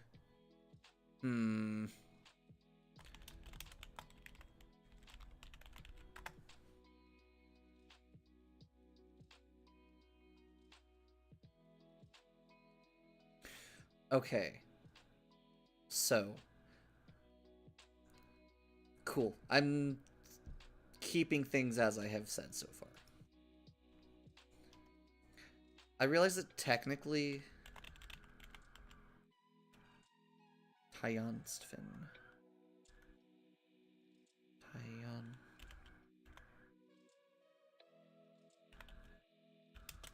Ocean. Fun fact, Tyanstfin Ocean means Eldritch Ocean in Croatian, I doth believe. Oh! Wait. Am I missing one? I'm suddenly feeling like I might have missed one earlier.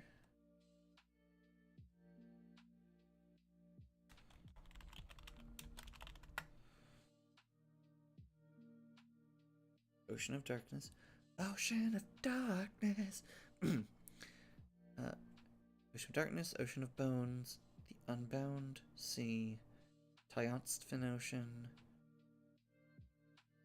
Civilization, Isles, Golden Tide, Shards, Diseased Sea, the Cauldron, oh, Boyle Shore, Glacial Channel. Okay. I thought that I'd forgotten to count the Diseased Sea for some reason.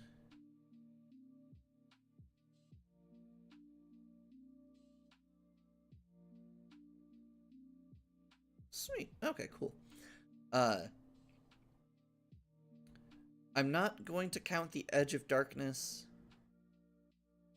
because it is still distinctly a part of the Ocean of Darkness, as opposed to the Cauldron and Boyle Shore being distinctively different regions of water. Both because I like the number 13, and I forgot to count the Edge of Darkness the first time, and I don't want to change that now. Okay, so now I just need to go through and change all of these to their titles for their thing. So Boyle Shore.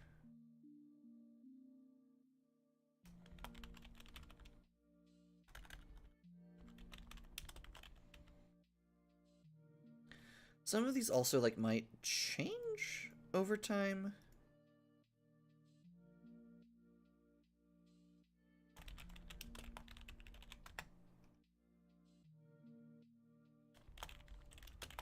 But for now, I think I like these. And our oceans are typically kind of...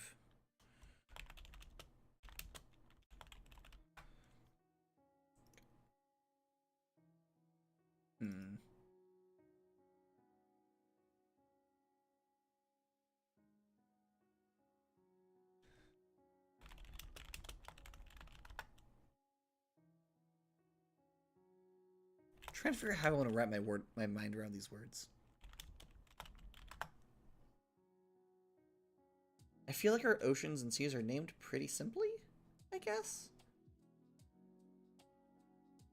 Though it isn't making me curious about the etymology of, like, the term Atlantic, for example. Like,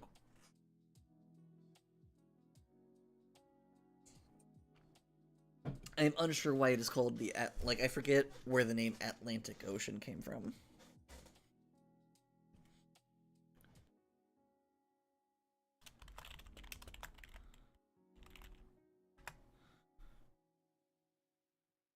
Also, I forget that sometimes I'm apparently more, I'm not perfectly ambidextrous,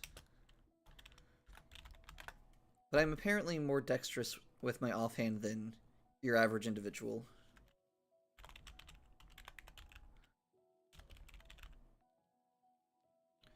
Because I am right-handed, however, I can use my left hand for a fair number of things. One of which is I can use it to mousepad.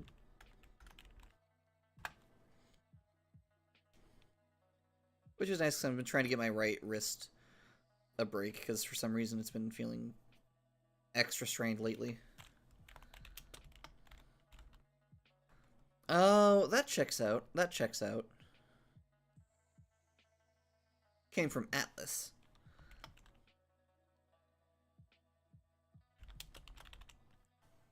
See, where I was thinking, I was curious if it had any connection to the mythical figure Atalanta, or whatever her name was. I forget the specific pronunciation. I think it's a Greek individual? Don't recall. I will be entirely honest. I first heard about this individual from one of the Fate anime things. I forget if it was a movie or whatever. It was like a weird one. It was like, hello, we are technically following like the basic premise of the other Fate media things, but we're going to make so many weird twists and turns about it. Oh, that's really cute.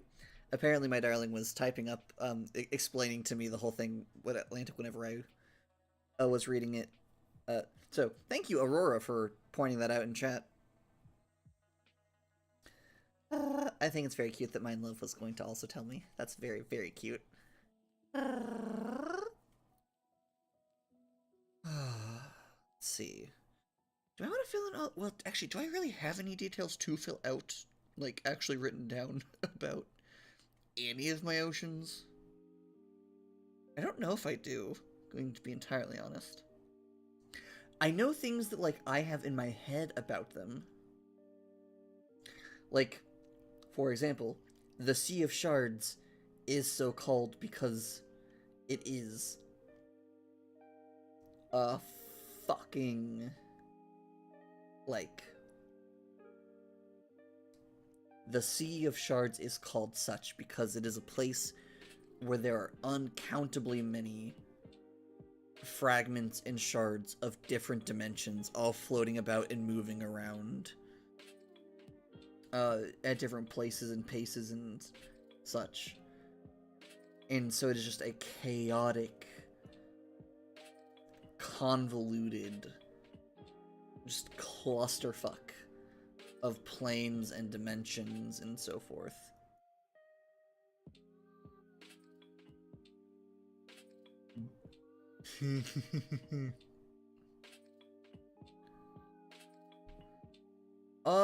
It depends on what shards you're currently being affected by.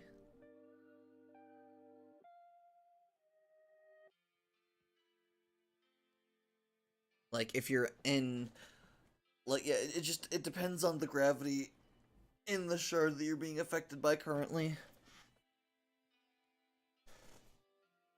Also, I just found some old DM notes that are fun. Because I took a... There's a really fun SCP called SCP-1730. I believe 1730? It's whatever happened to Site 13. And there's a lot, but I turned it into a D&D dungeon. And it's very complicated. But the thing that I stumbled across that I forgot that I really liked is, in the SCP there's a creature that is not named ever. But I named it the Writer, because what it did is it would go through and it would just write weird symbols on the walls that if somebody read it, they would lose their ability and capacity. Well, actually, it's not really super clear how exactly it functioned mechanically, but what people could observe about them is that they would start to get very quiet. Eventually, they would go totally quiet, and flames would start sticking out, like, would start coming out of their ears. And then, if they heard any noise, they would explode in a silent explosion. And so I, like, just made that into a, I wrote up D&D mechanics for that, and it was just a fun thing to remember from back then. The Muted. The Muted take no action, make no noise. They can be any race or creature type. They are distinguished by flames emitting from their ears. When a Muted hears a sound that originates within 20 feet of them, they violently detonate as if a fireball spell centered on their body. The explosion makes no noise. Gosh, that was a fun thing to run. Yeah, I don't really have any actual information written out about the about the oceans. So I guess I can go through and write down the things that I have in my head about them, but there's not really much to transfer.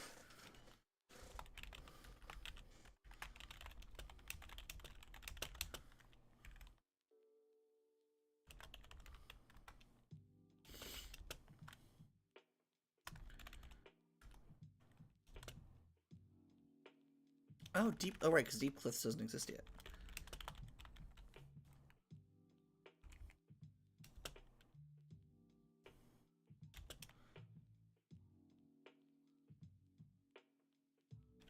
Oh, wait, no, this is actually the other part.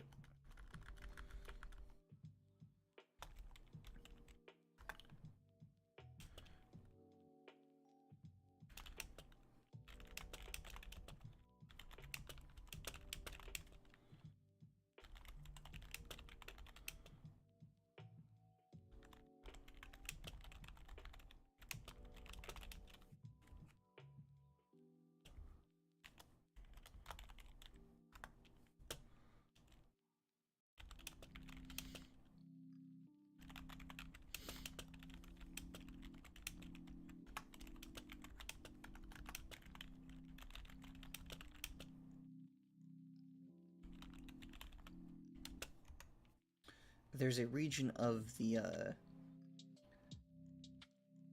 due to the, so, due to the fact that it is on the edge of, like, the desert country, and it's really close to the junction of water and fire, Boyle Shore is an interesting little place. It's kind of like, it's almost like, what if there was a stretch of ocean, or like a stretch of beach, where the water was like the entire, all of the water at the beach was essentially like a sauna, more or less. Like, just, like, hello, it feels like you're walking into a hot tub in this entire stretch of beach. It's, and like, it just gets hotter the further in, and like, the further out, and then the further down you go. I think to the point where, like, there are some creature types that normally you would only find near, like, hydrothermal vents that you can find in some parts of Boyle Shore or the Cauldron. Because that sounds fun, and a little horrifying. I don't need to go through and flesh out all of this, but...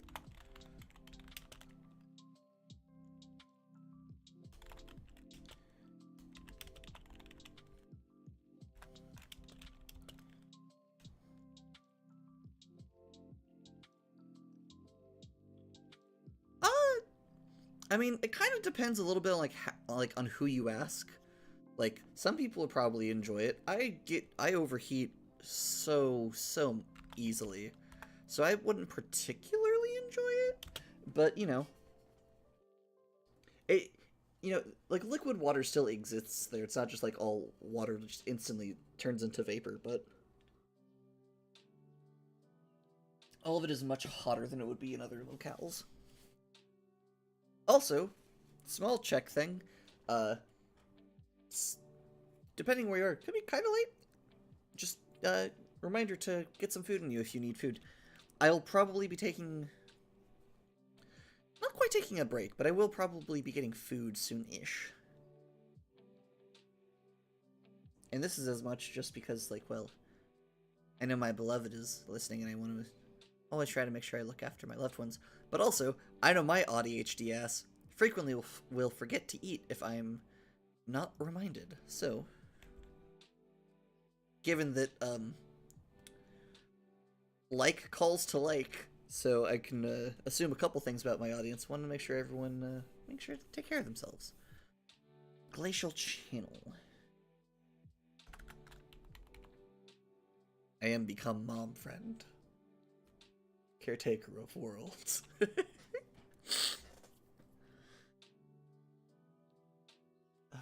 Glacial Channel, you are between Vulkna and Isialag.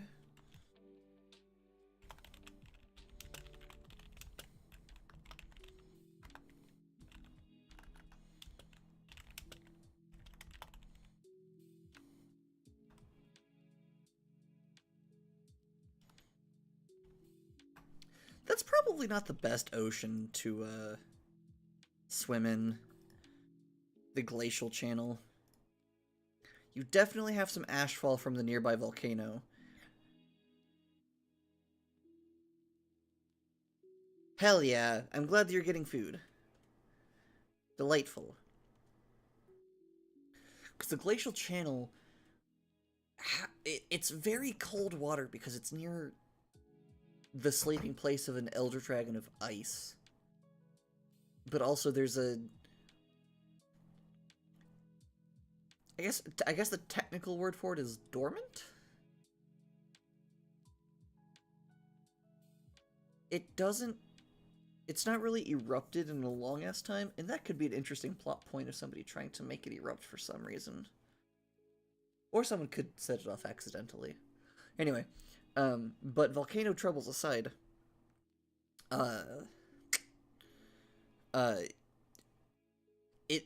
while it doesn't erupt, it does kind of emit a relatively consistent stream of, like, just volcanic gas and, like, ash and stuff into the surrounding area. So the glacial channel would probably have a non-insignificant ash content due to the volcano being so nearby.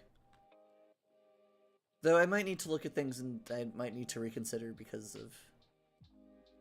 In my head I was thinking kind of like... oh, what's it called? Dragon's Reach? The place with the Sky Dragon in The Legend of Zelda Wind Waker where there's just like a constant cone of like stuff going up into the air.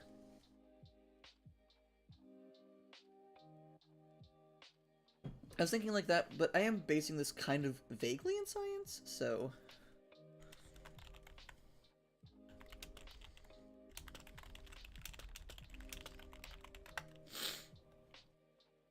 Golden Tide. It's the waters surrounding Railu.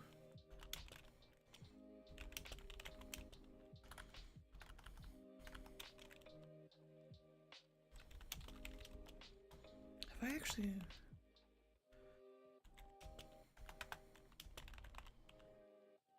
Wind Waker.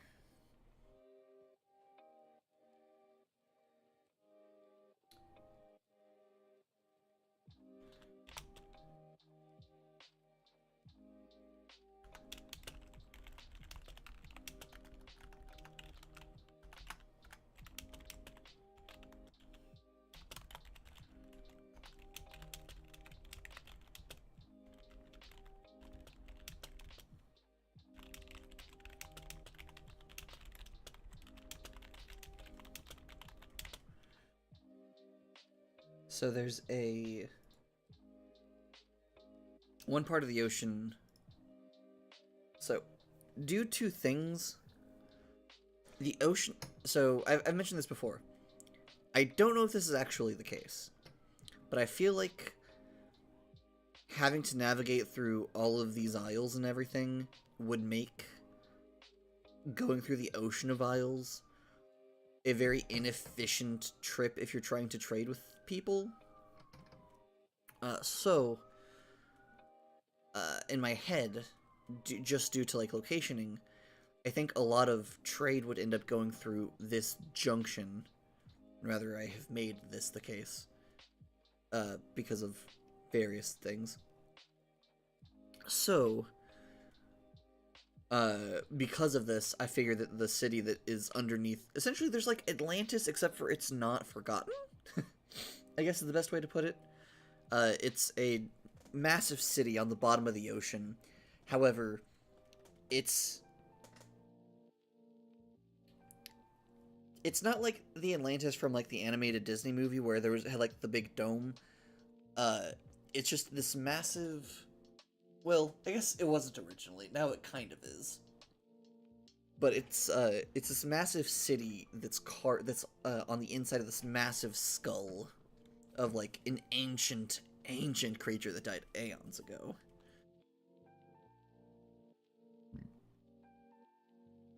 It's like, I honestly don't know what species of creature, but I do know that it is one of the previous gods of the sea.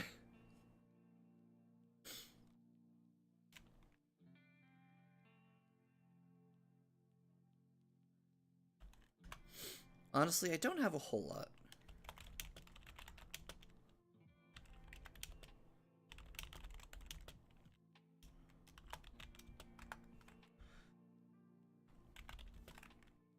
I guess admittedly some of these I don't have a whole lot about, because the iris is simply the waters above this nexus, because from high up it kind of looks like an eye.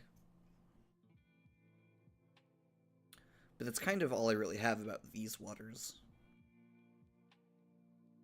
I'll definitely flesh out some more, like some of these more later. Ocean of Bones.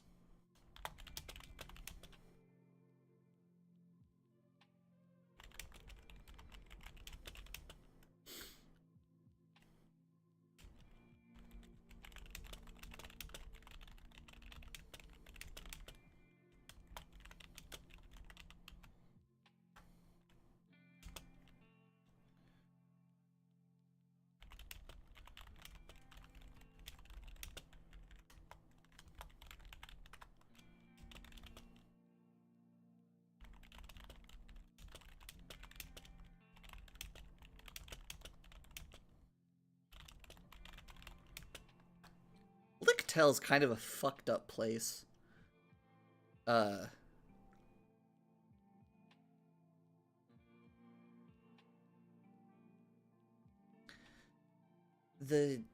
So... Hi, Natalie. Two of my beloveds are here. Delightful. Ah, I see.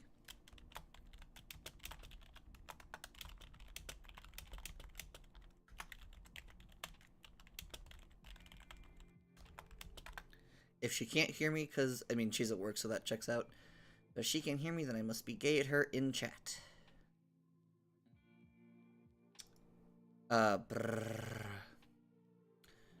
Essentially... So, this whole continent of Lichtel, it is above the capitalism capital on this world. And due to just... The water itself does have like kind of a slightly weirder than normal composition, but also due to off-run and pollution from the city beneath it. It's called the Ocean of Bones because Lichtel often has kind of like, in air quotes, aura of just floating bones and like rotting corpses from like sea creatures that have been killed off by like the pollution and otherwise from that area. Lichtel's not great. It's bad there, one could even say. Okay. You know, I'm gonna go throw a microwave meal in the oven, so I'm not going to totally vanish, but going to be AFK for a bit, but I will let you all sit and look at my pretty map.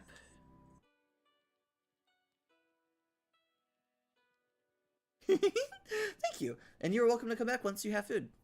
I'm glad that I could help keep you company and hope that you hope you feel better soon.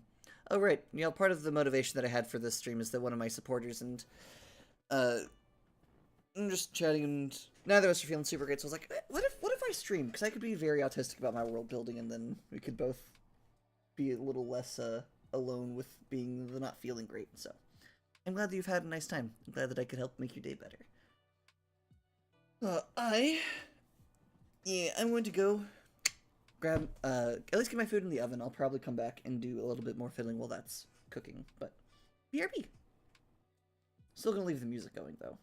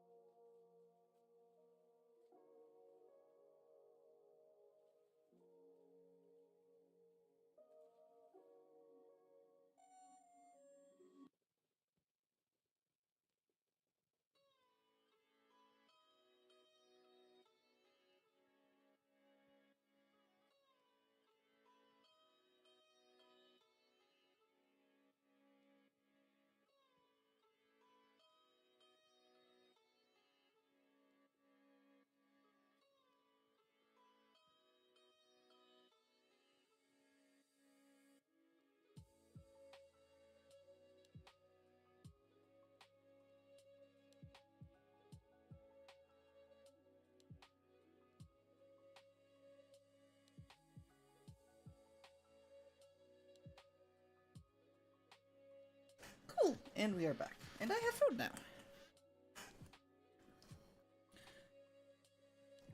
I am giggling a little bit because I realized that the last couple times I've had streamed long enough that I've eaten on stream, I've had the same thing. It's like, I swear I ate more than just this exact thing, but things have just lined up this way.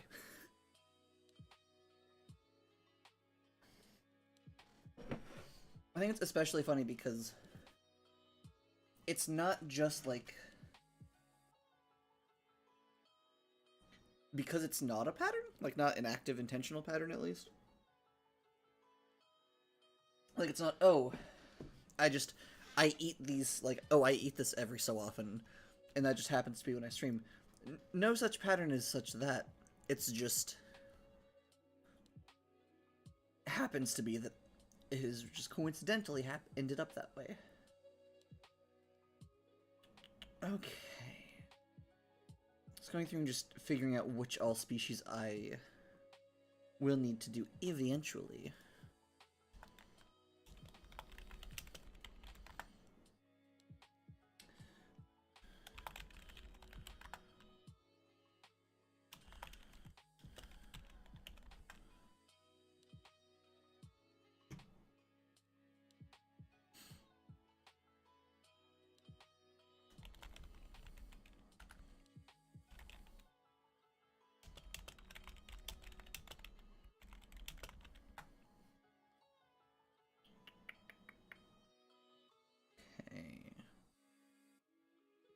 What I'm trying to figure out is if I want to have, like...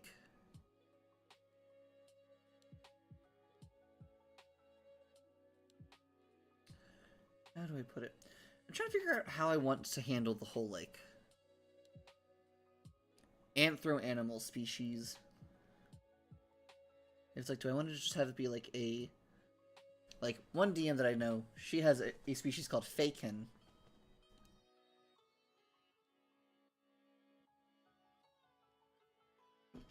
Which are essentially anthros, but they can, like, be, like, modular and not all necessarily have, like, matching animal parts. I'm trying to figure out, like, if I want to maybe do something like that, or if it just have, like, oh no, there's, like cow folk, tiger folk, like, just, you know, whatever large animal folk there are, they all just evolved, like, differently, separately from one another.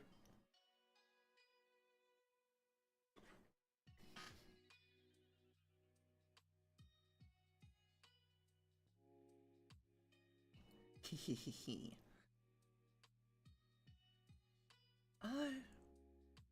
You know... Do I want to make gnomes? Do I want to keep gnomes mammal? Do I want to make gnomes something else?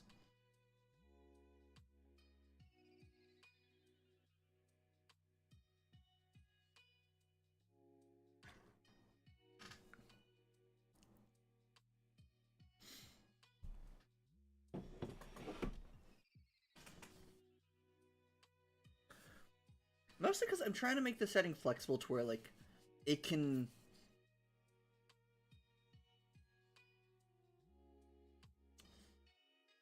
I'm trying to make sure that the setting is very flexible to where it can adapt to fit just about any character concept into it.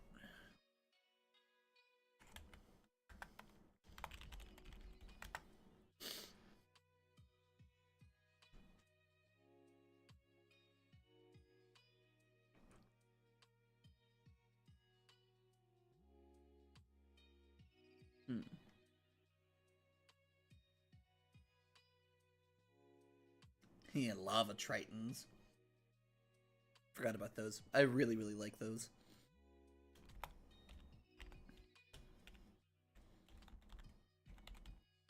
Merfolk, but they live and swim in lava. Or they live near and or in and swim through lava.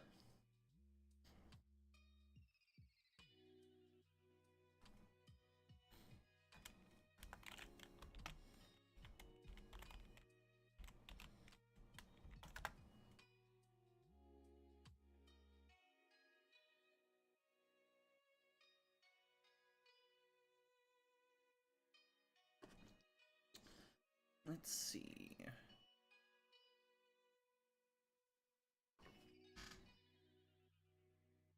What does my graph look like now after all of these?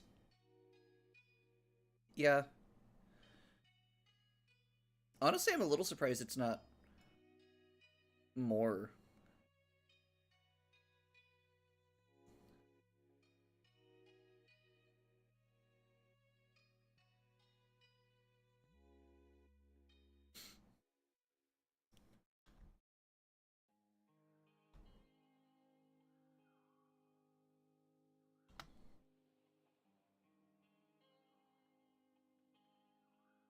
I might want to start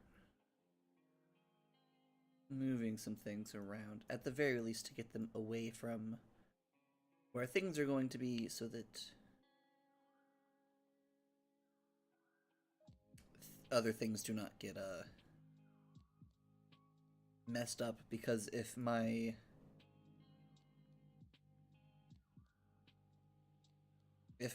carefully arranged little pentagram situation of my ley lines gets messed up, I'll be a little sad. Do I not have the bodies of water? Uncertain whether or not I want to have my bodies of water like correlate to. So like if I were to arrange my nodes as they would correlate on a map, trying to decide if I would want to have the like the nodes for the bodies of water themselves be like also correlate, or if just have the have an area that is simply unsure if I want to keep the bodies of water with the continents or have them have their own area elsewhere. That's where I am undecided.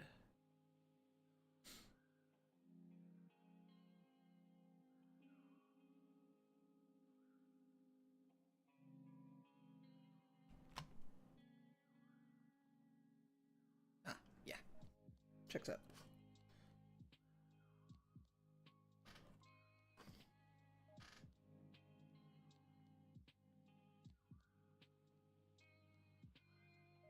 Let's see. This definitely isn't all like as things are going to be in the long run. I'm just trying to get things away from this region where I do not want things to pop up. The Ocean of Bones.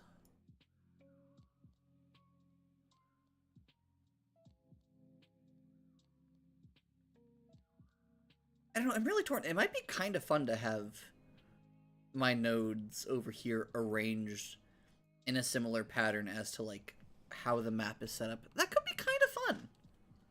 I don't know, maybe I'm just very weird and and have like very specific autisms about things, but I feel like that would be fun.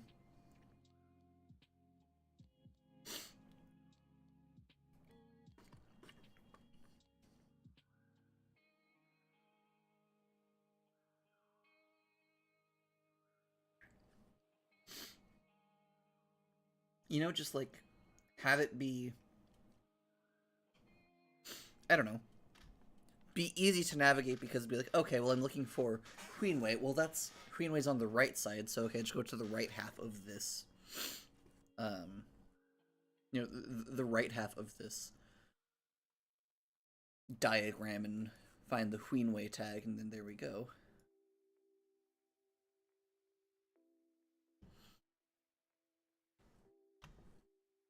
I wonder if I turned on the.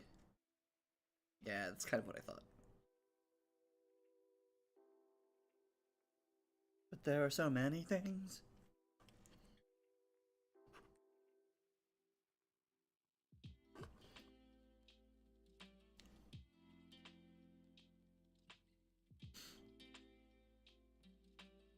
If anyone has any questions about anything, I would be happy to answer them. There's a lot. There's so much.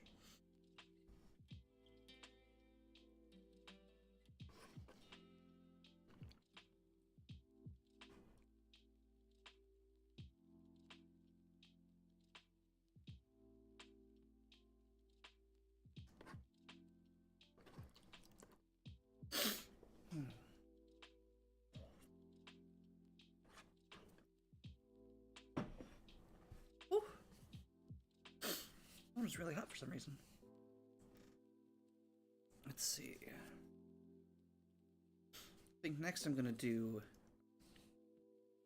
Oh, right, you I need to just honestly get rid of.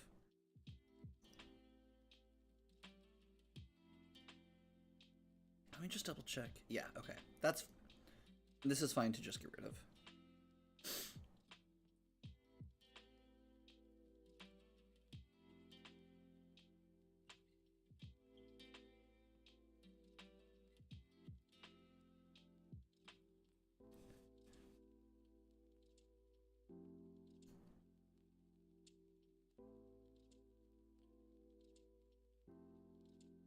I do still need to figure out some things, like for example, I don't have the seafloor done yet. Like, I'm not sure what the, I have yet to map out the veins of the earth, or veins of the world.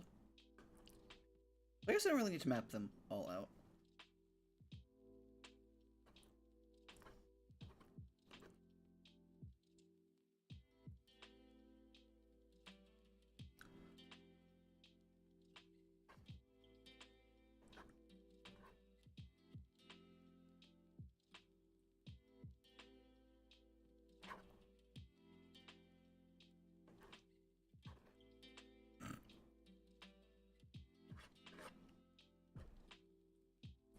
That sure is an interesting idea. Make capitalism like a form of otherworldly madness. Like, so the primary location of, like, I guess, the place that's the most capitalistic is underneath Lictel. And there's a hole in that continent. And I was trying to think of, well, what would be a good reason for that hole to be there?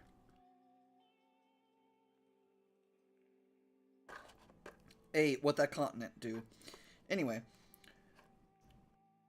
And one thought I had was that, like, either there was a magical experiment that went wrong, or something, like, crashed into it and punched a hole or hollowed it out or something.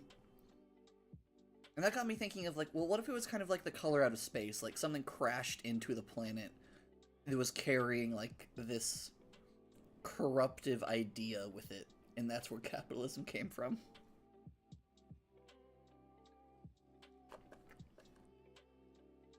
Make it a form of, like, eldritch madness or corruption.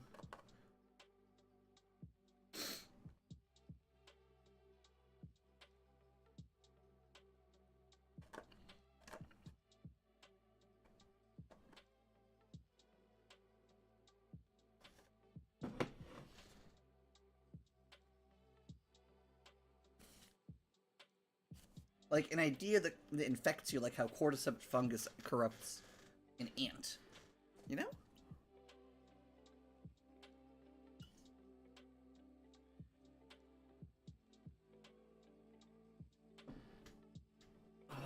Who knows? I do kind of like that. Just because it is a very unnatural idea. And not that I'm like...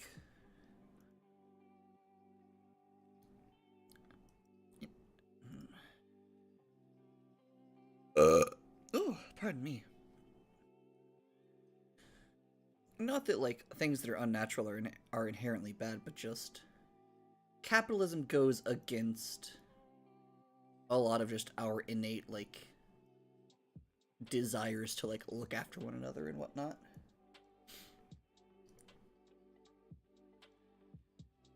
So making it some sort of, like, infection or, like,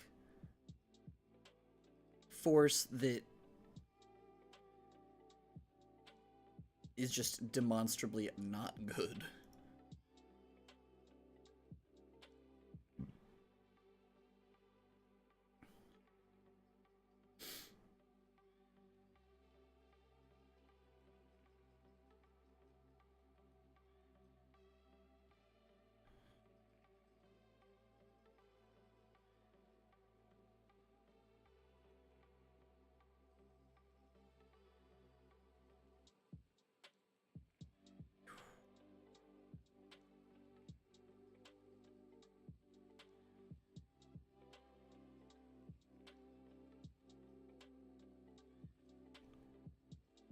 guess it...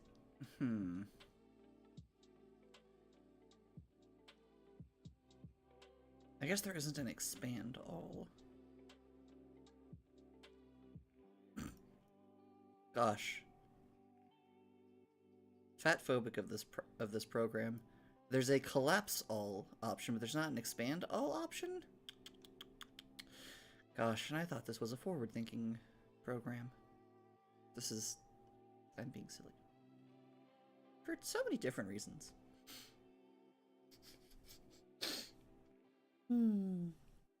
Okay.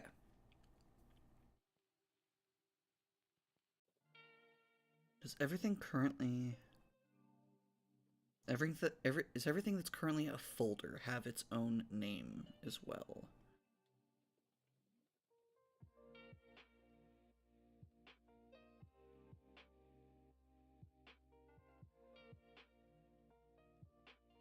Okay, so far it looks like yes. Oh, nope, not quite.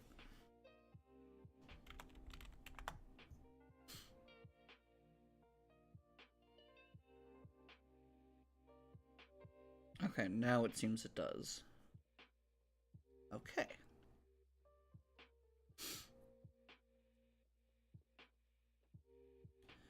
So now...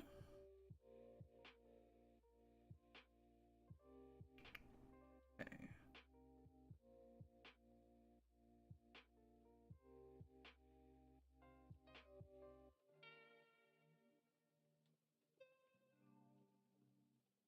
So now I'm going to go up the list and make sure that I have all of the named settlements. Oh, wait, shit, no, I need to make sure I have all the countries first, actually. I think I do, but...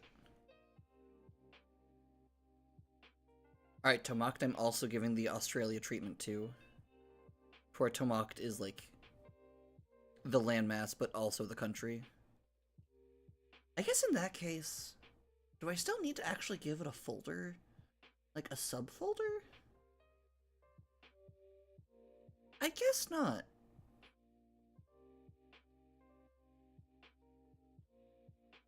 Yeah, I guess not. Okay, so it'll just be... That'll make things a little easier for me in a couple places.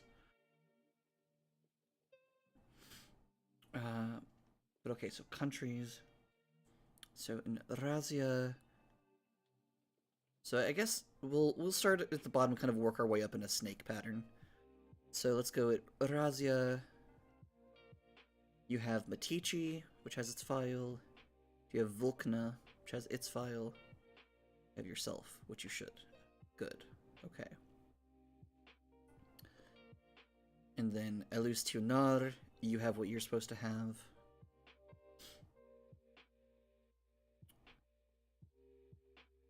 At least so far.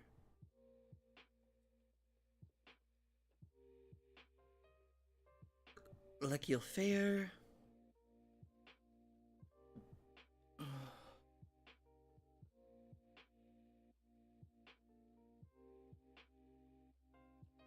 Okay, you're set up correctly. Orsa the continent.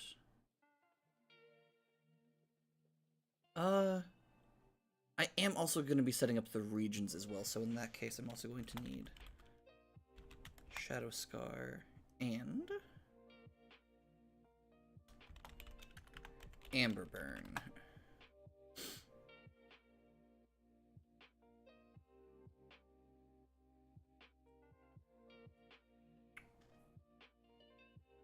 Lictel, you have...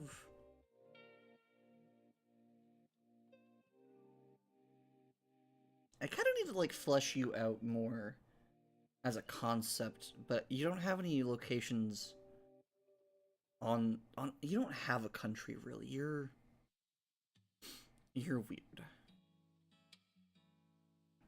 Similar with Vidin Uru Urlath. You're gonna be... I'm gonna change you a little bit. I'm gonna come up with some things for you because I like you. Okay, so Mocked has its Urlsart. Do you have Okay, you don't have Hyakus in you. Okay.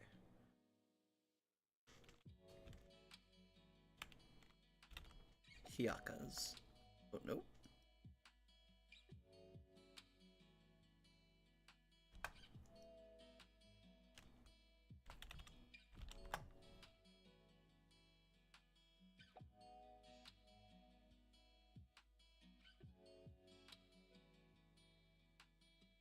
Queenway does already have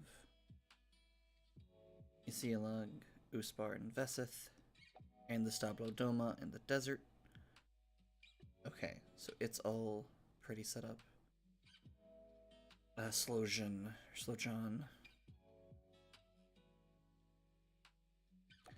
I do still need to figure out some bits of Slojan. Because I have an idea for part of it. I think it would be fun to have the, because I am planning on having, like, a fungal-based species, because that sounds like fun. Just because I've learned that fungi and things are way more alive than I realized. Which is kind of horrifying. Like, horrifying, like, fascinating.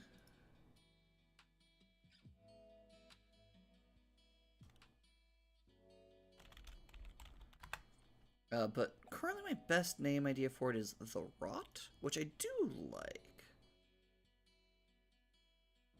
But I do, you know, still having the same issue of I don't want to just have every single thing be named the something, the noun, the something else.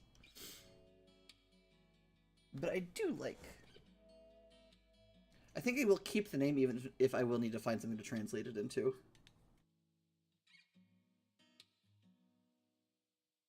I very much so might just make all of the names be in Cuvathrai and have Cuvathrai be like, I don't know. Ooh. Okay, so like in 5e... Well, okay. And my girlfriend can maybe correct me where I'm wrong. But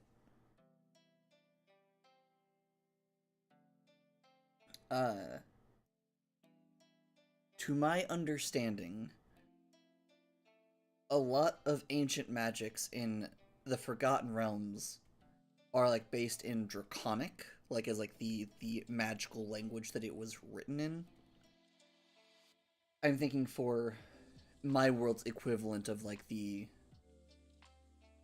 original default go-to, take your pick of word, magical language is Cuvithrian. Cuvathrai. It used to just be Cuvithrai, but I really kind of really like the way that Cuvithrian feels in my mouth. I do be one of them girlies with an oral fixation, so whenever a word feels really good in my mouth, I really want to keep it there. Okay, so Vesith, you're there. You're accounted for. Right? Yes, you're accounted for.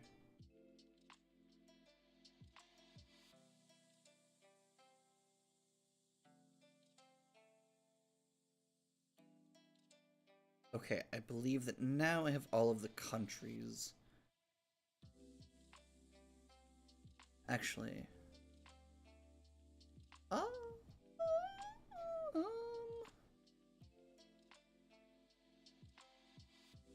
okay, I do need to make a new folder. Mao, Dorin, Nisats. Just because those things will both have things inside of them. But that is going to mean that those... Yep, those markers get shunted back to the middle. Which is less than ideal. But that's fine. I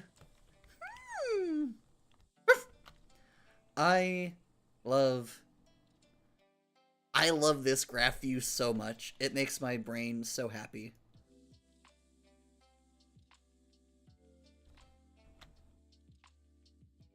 I don't, it's so, I don't know. It's just very good.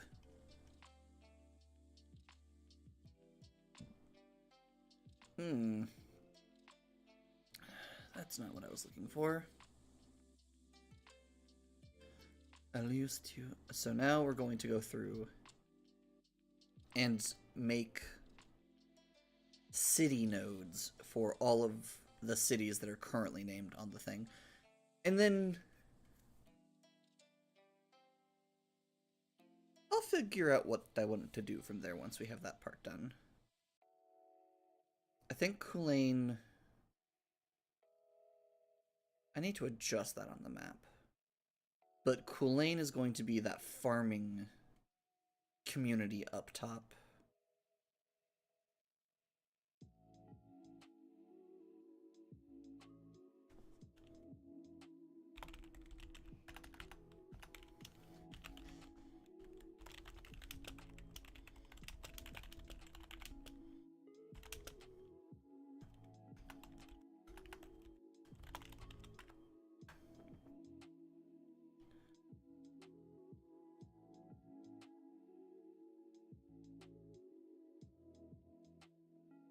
Then Lejak.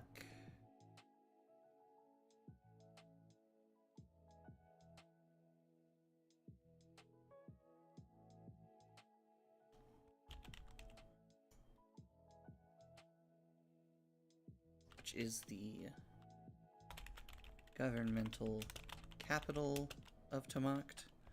I do also will need to at some point kind of figure out the specifics of how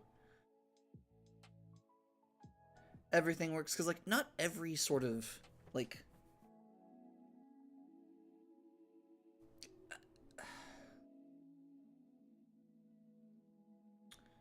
Not every governmental system has, like... Not every government has need for, like, a capital TM, I don't think. Like, if it's more like a diffused rule sort of situation.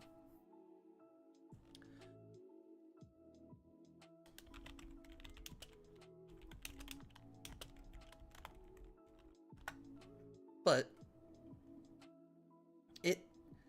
it feels like a helpful thing to have, at least. Or at least to know, like, okay, well, when issues arise, who are you gonna call? Elsa Bunk.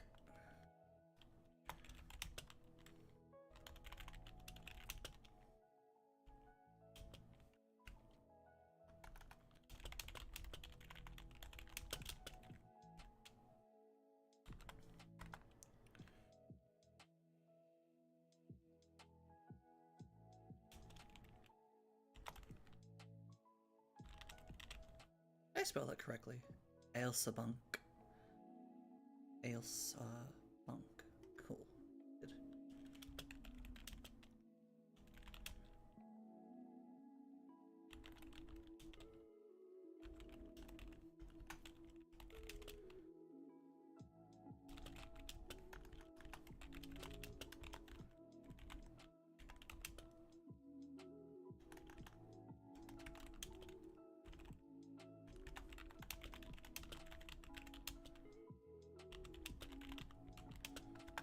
I love my fucking weird crypto elves. Though I do still need to make a name for their specific faction.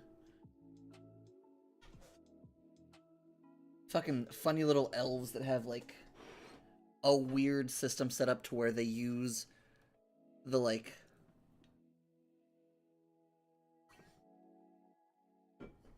The crypto elves are weird.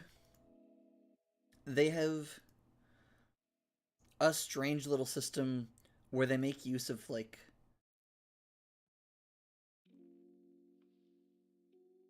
They use magic that taps into the... They use magic that lets them essentially use the ghost dimension to rapidly age their assets and investments to, like, gain interest faster because of, like, time technically passing faster. And it technically does work.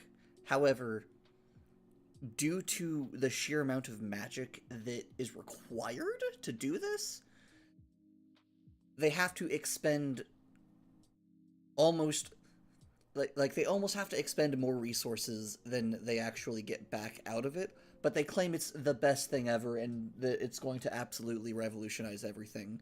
And not really, and someone's probably gonna have to do something eventually because they've already like created a polluted ocean because of the things that they've been doing. But like they're other than that, they're not really doing much. Like they're not really succeeding or otherwise having much of an effect on the world.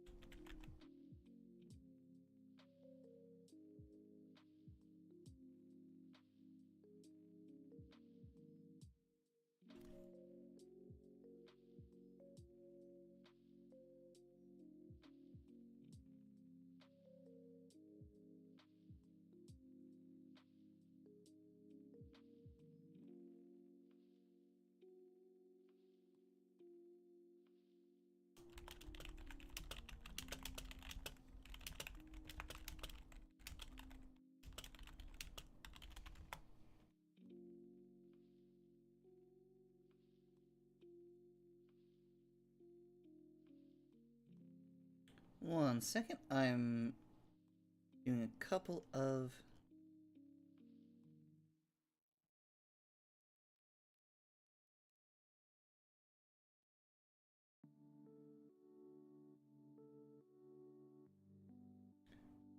realized I forgot to say anything on Tumblr, so I'm just sending out a little post about that.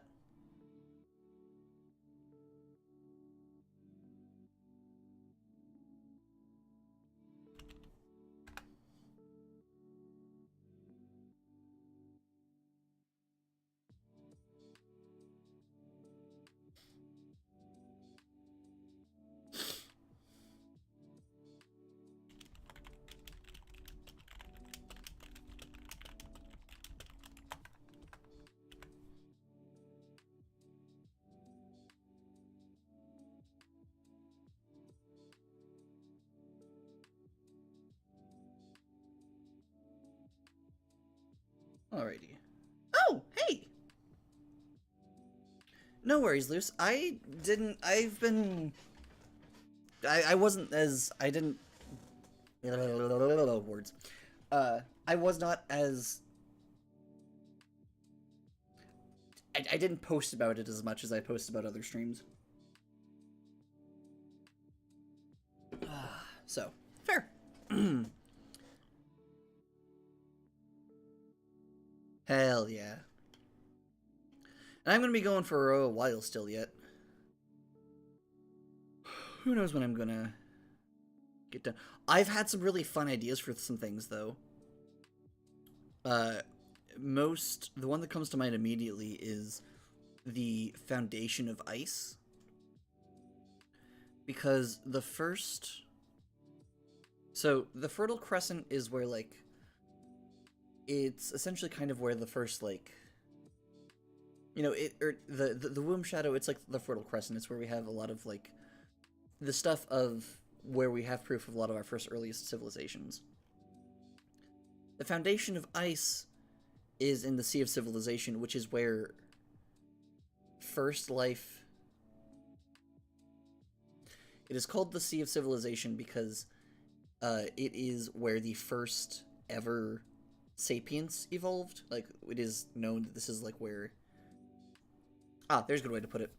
We have like the ruins of like the first buildings and stuff that we can find are in the Womb Shadow.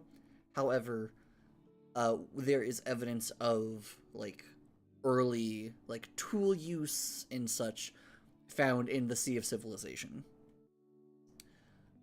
Additionally, there is a settlement that has been around on the Foundation of Ice for a while that is essentially a massive upside down city that's inhabited by like merfolk and stuff that is just it's all built down from the Foundation of Ice, which is like Antarctica more or less. I don't know. I love the idea of just like a hanging city just built on ice. Or hanging from ice. Yes, my old notes. Did you have specifics on which ones were countries and which ones were just areas?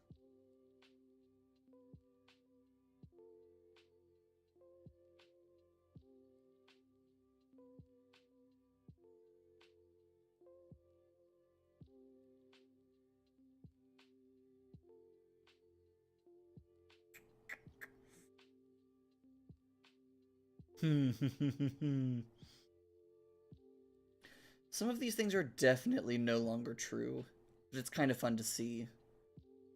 Some of the old world building that I did back in Yield Day before I made some big changes.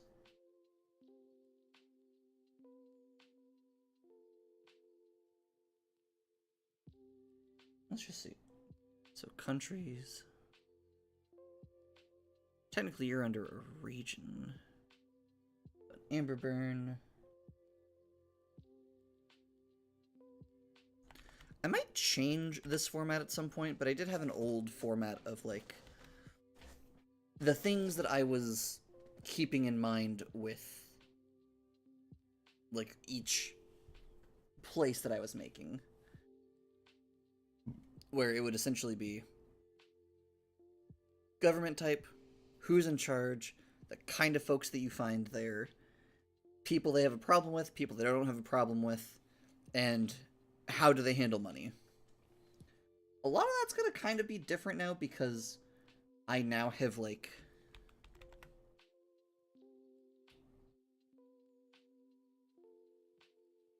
for example, now a lot of places are going to be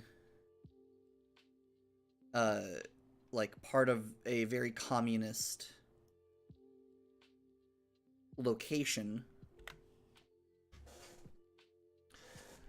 where like they don't really have to worry too much about economic systems because so long as you're not like the thumbnail pitch is unless you are an adventurer or like a corporation, you don't really have to worry about like daily costs because your basic needs are met in most locations. So having like an economic system listed for a lot of them won't be necessary, or like it won't be at the very least, it won't be like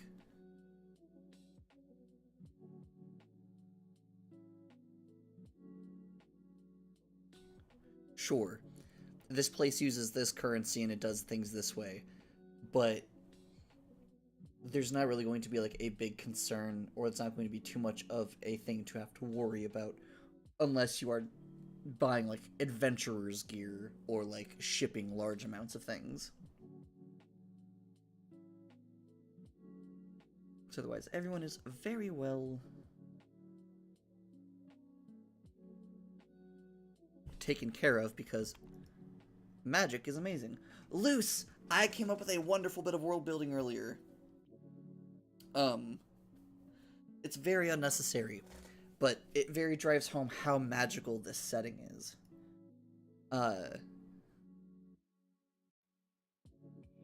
essentially, instead of having like crayons and colored pencils or whatever, or like markers, there's essentially a cantrip very similar to like prestidigitation that just gets taught to most children that allows them to basically change the pigmentation and coloration and appearance of things so that they can like make art on basically anything. And this, while there are physical counterparts that are available, most people simply just teach their kids this silly little cantrip because uh, it is much easier to clean up, because regardless of like whatever somebody does, it is very easy for someone else to simply just cast the exact same spell and just like undo it, all of it. So it's like, you know, kid marks all over the wall with like a marker, you're gonna have to actually like clean that shit off. Someone draws all over a wall with like this cantrip, it's like, all right, cool, and now I can redo this cantrip, and now it's all gone. And just, I think that's funky and fun, and I really like that. Hello, honestly, we're getting quite a few more people watching this time, and I'm very pleased. A little surprised, given that I was not as good about getting the word out about this stream as I have in the past, but certainly will never complain.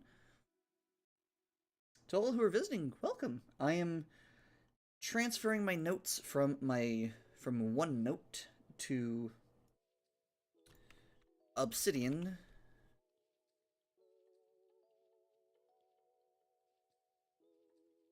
Hello! Wonderful to see you. Oh, right, also, both of you, because you both appreciate organization and whatnot. Look at my graph. Look at this graph. Isn't it neat? I really, really, really, really like the graph view for Obsidian so much. It's so good. It's makes me very, very happy.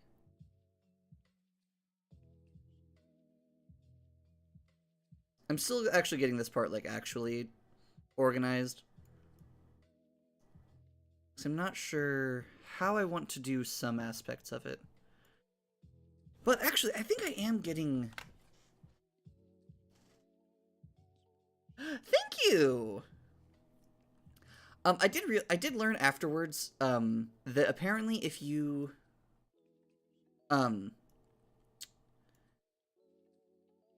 So I guess, so here's a good... So, here are all the things that don't have connections currently. If something doesn't have a connection, you can place it and there won't be any physics involved at all, period. Until, like, you link something. I didn't know this until after I had gotten done with this. And I'm very torn, because on one hand, I could absolutely redo this more precisely and then just link everything afterwards.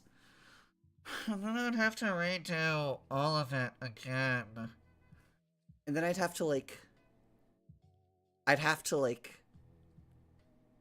So, honestly, the main thing that kills me is that I have to unlink all of these things and then relink them. And that just sounds like a massive pain in my ass. But I do think I can... I do think I know of a way in which I could do that and it wouldn't be that much of a problem. Because... So, you can do things like this with Obsidian, where you have, like, essentially, functionally, you have multiple pages open at once. Honestly, let's just keep that square. So, and you can just, like, double click on one and go into it and do stuff. So, in theory, and these can get as large as you want them to. So, in theory,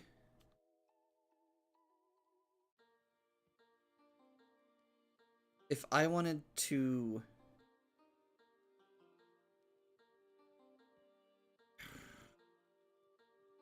how selecting things in the file thing is a little not entirely clear how that works.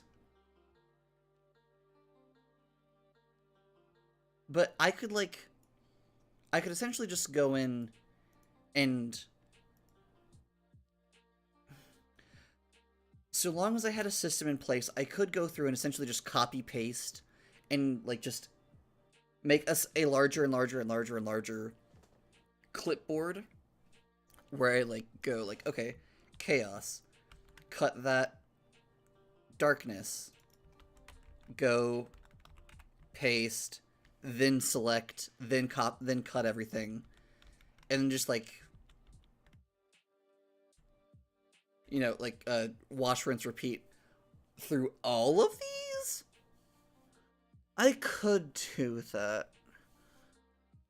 I'm very torn on if I'm going to.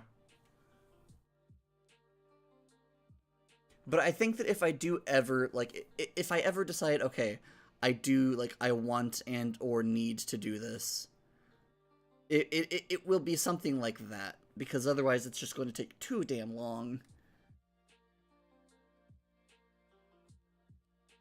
But it's, I'm very glad that you all appreciate the Starburst. I spent like a day and a half working on that shit.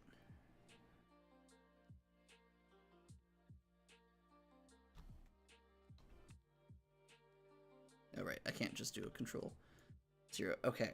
But I do think, okay, I do have things kind of settled how I think I want them to be settled.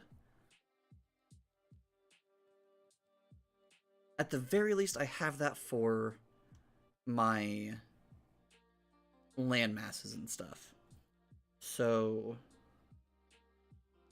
let's go ahead. Okay. I'm going to go back to what I said earlier. I'm going to essentially create... I'm going to go through and now... So currently I have all of the land masses and countries imported. Or at least I have, like, nodes for all of them. So now I'm going to go through and do that for all of the settlements that are currently named.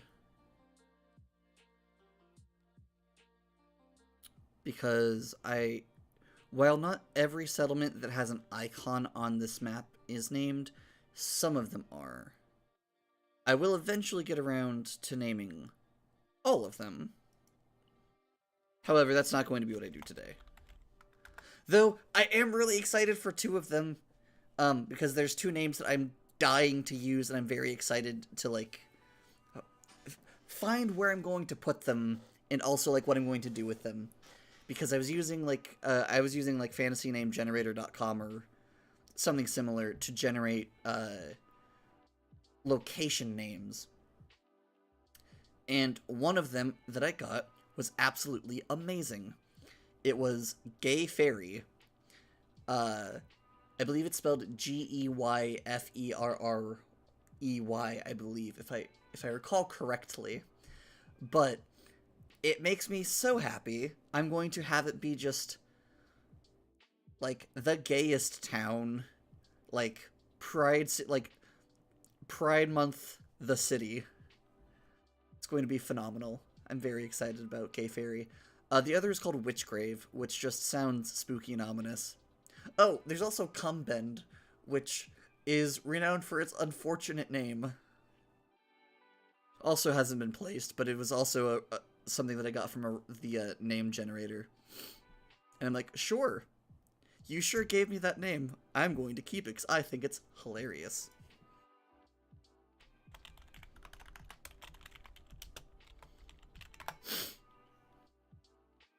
Though, speaking of this... Hey now. Behave. Behave, you. Look. Hehehe. What was the reaction to that for? What was the response? What surprised you so much, darling?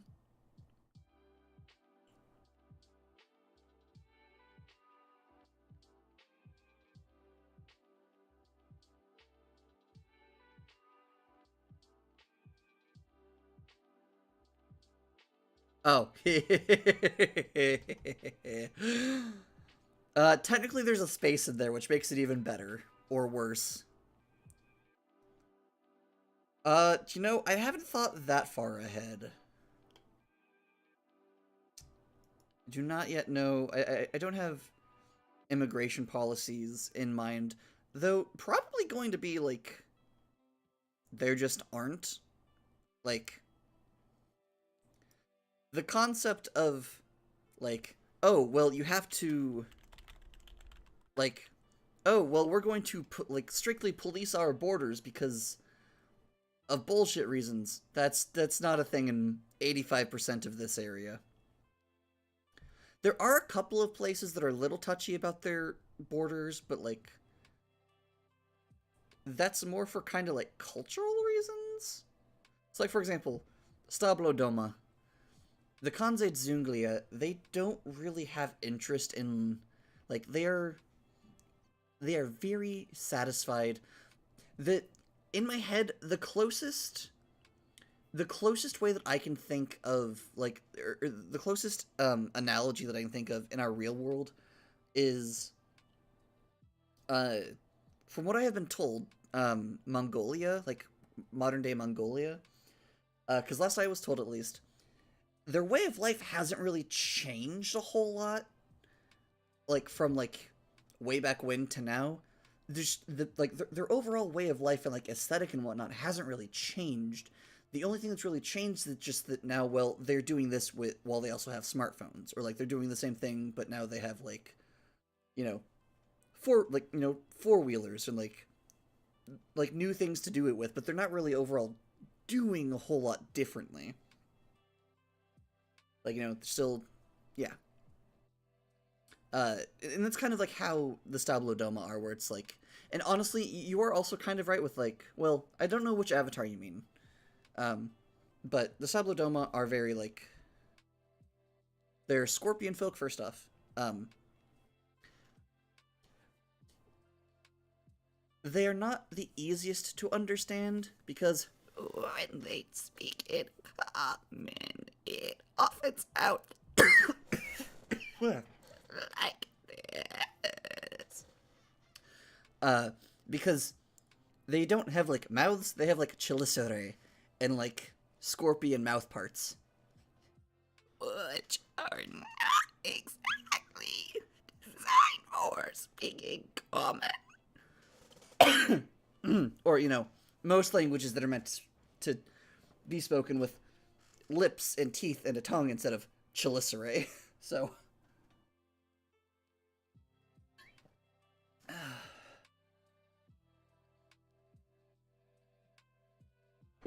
I love my scorpion folks so much. They're wonderful.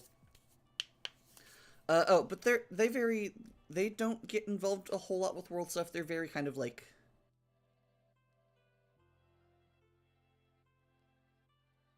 I don't know what the right, I'm not quite sure how best to describe it, but they're like very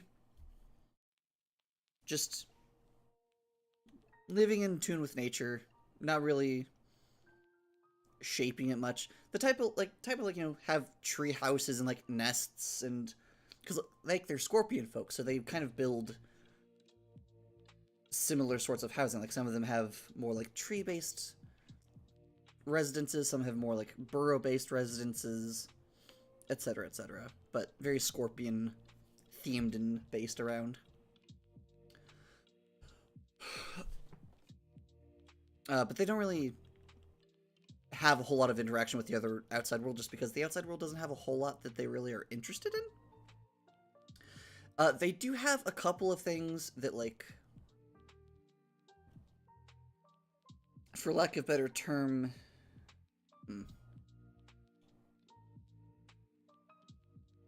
they do have enough connection with the outside world to where, like, they have a method by which to contact others if, like, something's going on and they need to, like, call in help. They do have, like, a way to do that. But other than that, they don't really interact with outsiders a whole lot, just because they don't need to. They're very content and prosperous, just being a part of just the life cycle of their forest.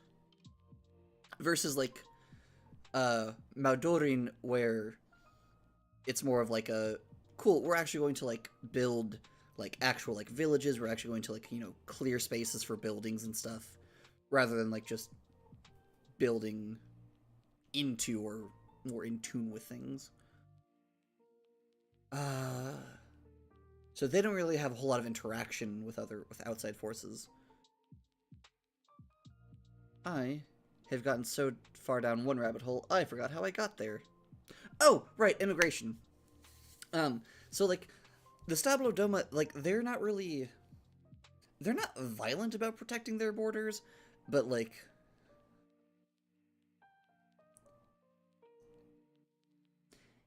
if you run into a Kanze Zunglia while you are in the forest, they will not hurt you or be upset with you, but they will ask if you are lost and try to escort you out. If you say and if you are lost, they will offer to escort you out. If you say they are not lost, they will ask how can they help you.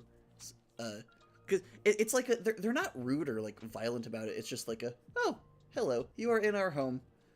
Is there something that you would like? Okay, we can maybe do this. All right, cool. We'll see you out now. Just like this is our home.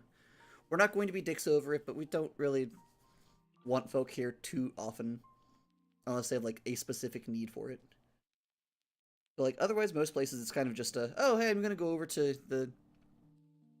Honestly, the biggest thing about traveling is just fucking like the water and the fact that a lot of things are disconnected.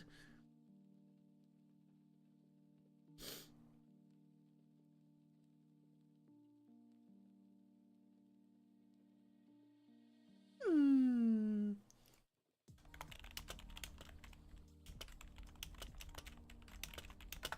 I don't know if she's still here or not, but I'm always so impressed with my girlfiend, because she'll be like, "Oh yes, I made a very simple dinner tonight," and then it'll be like this really yummy looking like pasta or something else. And she's like, "Oh yeah, this is like a real simple thing I just threw together." I'm like, "That would take me so many spoons to put together." I'm so impressed. So, don't know if she's still listening or not. But if you are, I love you. You're very impressive. And if she's not, yo, my girlfriend is so impressive.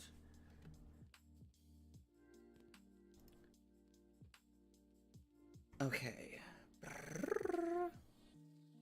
Gosh. I thought about my scorpion people a lot, and so I want to, like... I know, like, the vibes I'm going for, but I'm also wanting to make sure I do it in a good way, and not just... Yeah.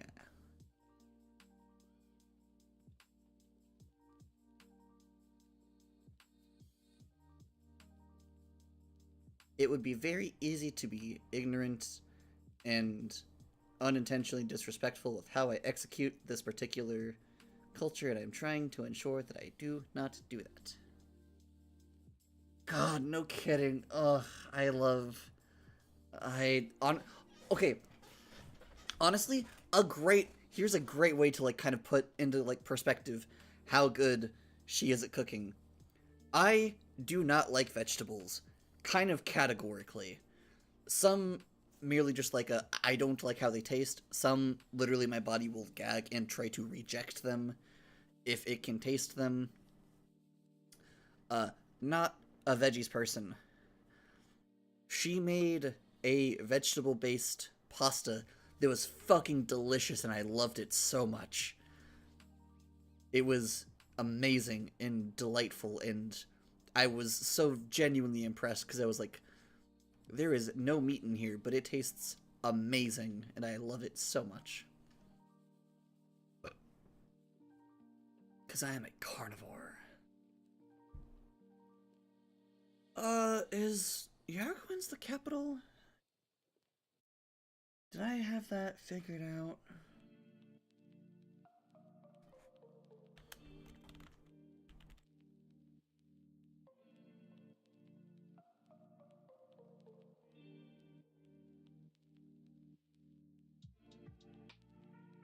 Well, hail.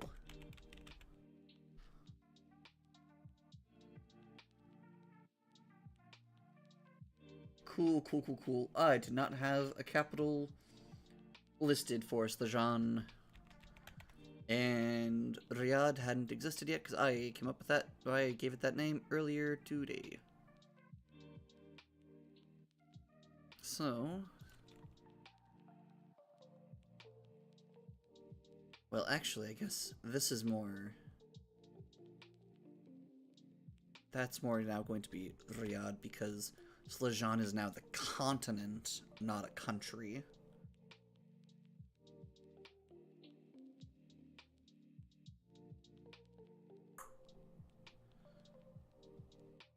So I suppose, yeah, sure, why not? Let's make... you know, it is a port town, and it is the port city the closest to the Golden Tide? So yeah, sure, we'll say that's the capital.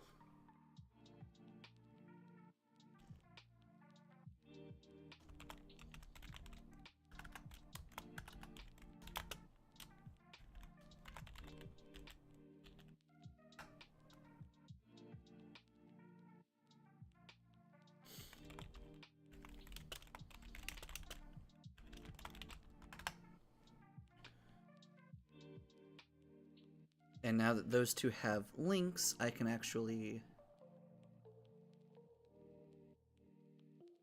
place them.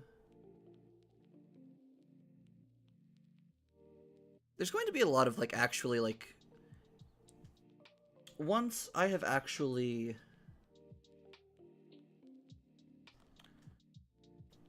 how do I phrase this?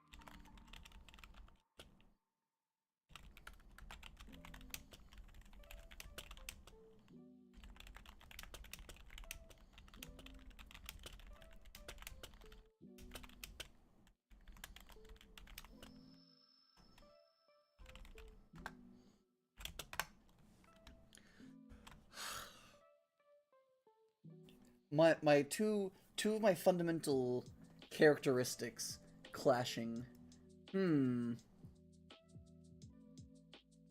I sure am going hard and have lots of funny ideas for my crypto elves. However, I also have very limited idea of how the fuck crypto works because I don't really give a shit. Like, I don't know and I don't really care to learn, truthfully, because I just have zero interest in it. That's so there's that part of me competing with the, okay, but I want my details that I do make to be accurate. So I'm not just making inaccurate nonsense.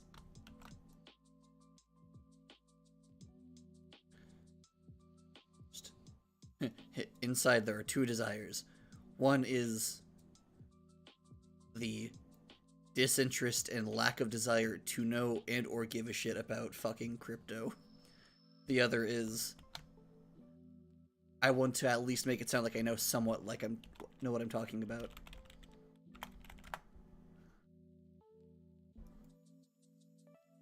Speaking of which, is it okay? So it is just city, special city, capitalized. Though admittedly, Ailsa Bank shouldn't be. Well, No, I guess it is technically a special city. Hmm.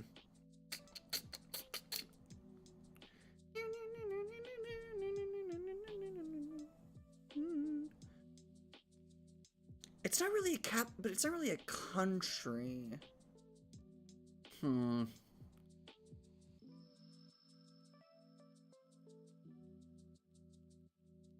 Much to consider. Because, like, technically I could label it a capitalist, like, capital, but it's not... I'll worry about that later. For now, I have it organized. Also, one thing I don't really understand what exactly it does, I think this is based off of, like, how... I think this is based on, like, the time spent between different nodes being created. But if you click animate, it shows you, like, it shows you, like, a time lapse of you making elements to the chart. Watch this.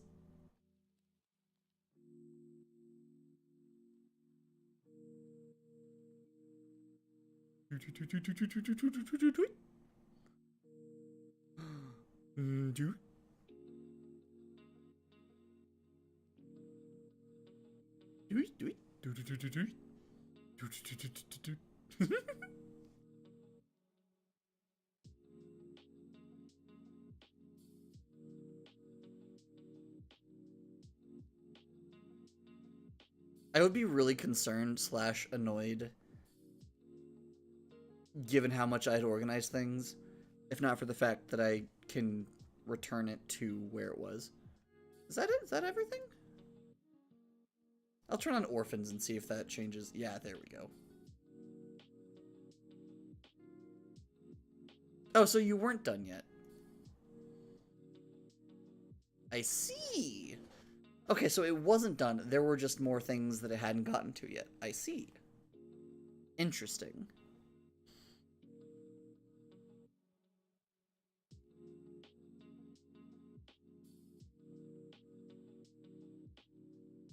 Okay, well, if I know that, I'm not curious just what will it look like if I know that and don't futz with it.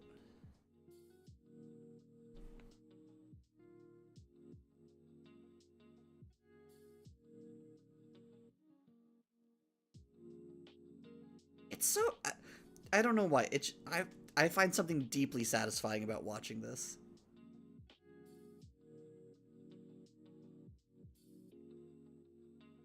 I am curious, like, why the location of some of these things? Especially given that they're not, like, always consistent / in the same place. I think right about now it should be getting to the next parts that actually appear.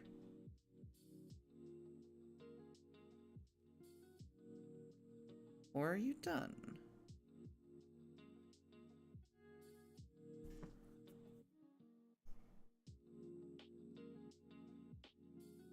Actually, I thought it was done last time, then it did more whenever I toggled on orphans. Oh, I guess it is done. Okay. But the good news is that even though I organized it so carefully, I can boop and put everything back where it goes. Otherwise, I would have been quite upset the first time I clicked that.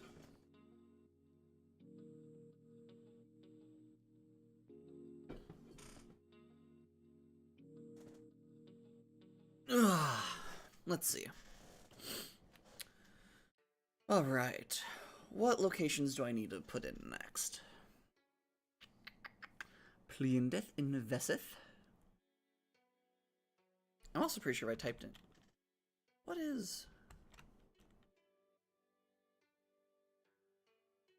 Is there a hotkey for searching?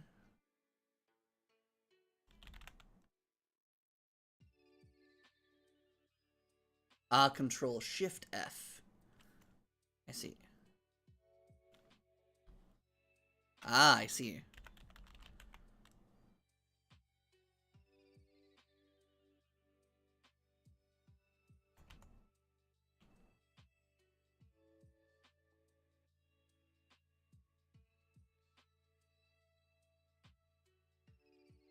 So Fesith has Pleendith.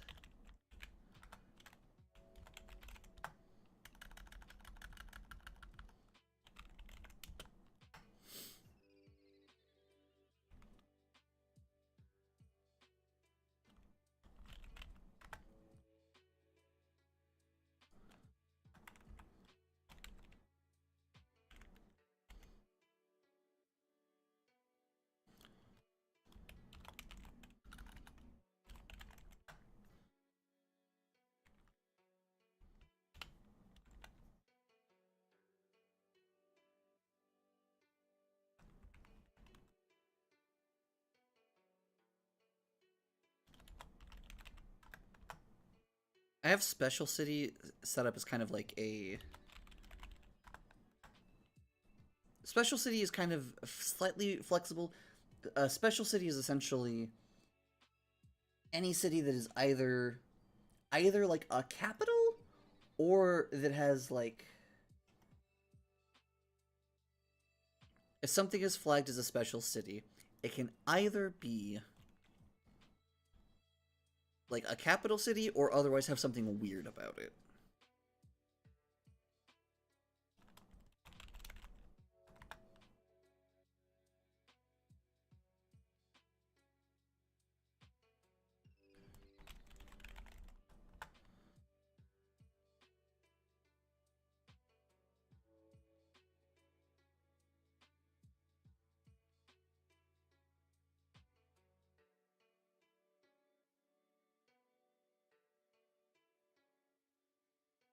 Cialog, you have...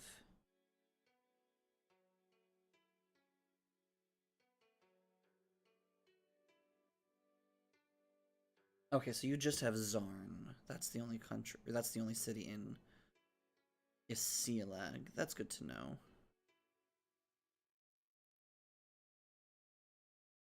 Where's... There you are.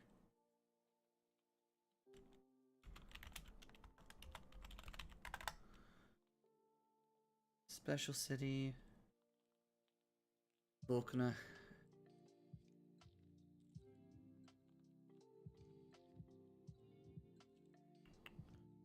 Volkna has Grijan. I don't remember which one... I don't remember what all of them were. But I know that at least some things... I couldn't tell you what they were. But I know that at least a couple of things... At least at some point. I don't know which ones they were. Or when I started doing this. But at some point, I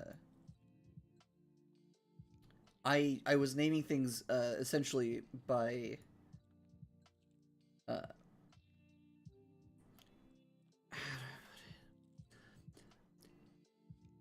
like essentially ship names of like characters from things that I liked, but not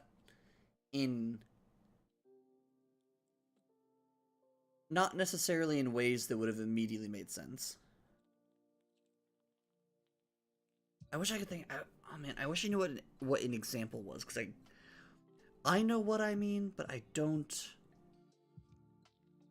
recall any examples off the top of my head, so I can't give examples, which is less than ideal.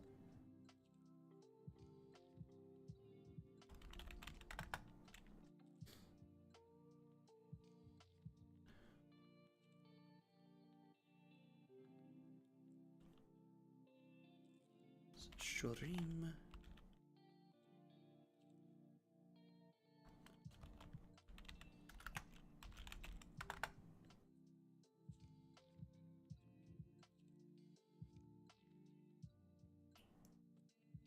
Did I flag mid-3 as special?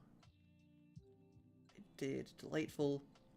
Also, like, it is hard to, like, read the things over on the side here, but, like, that's fine. I'm not planning on mostly navigating via that. I'm planning on mostly navigating via this, where the side doesn't really matter because I have... Like, just over on the side, it doesn't super matter.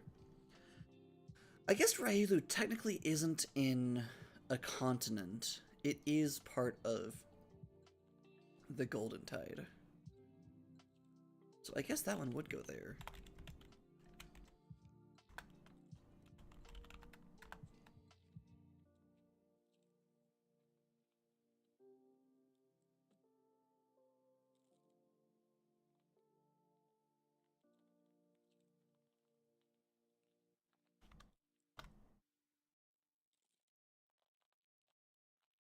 I've kind of a similar issue with Lova Novak.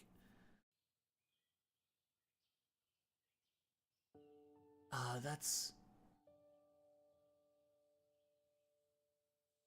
Lova Novak. That's the city, I believe. Hey, Luce, I don't recall if I've said on stream before. This is such a wild question. Do you remember if I said if Lova Novak was a city or a country?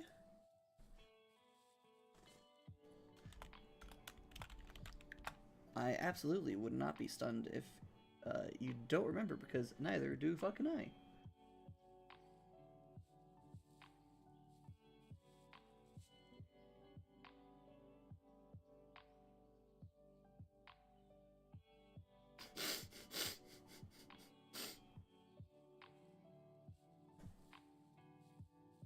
I enjoy the way I phrase this part.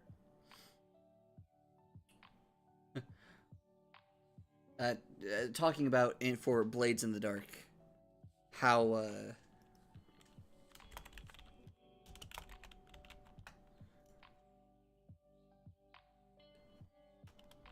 I'm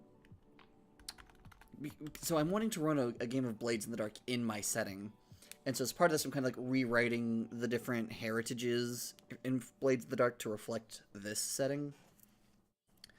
And one of the settings is essentially like, you know, you've had a really hard life, and so for that one, essentially it's like, so in most places that's not really going to be like a storyline that you're going to find, because in many places it's rare for like there to be that sort of situation. However, there are places where like capitalism is there, so like there are places where shit's not going so well.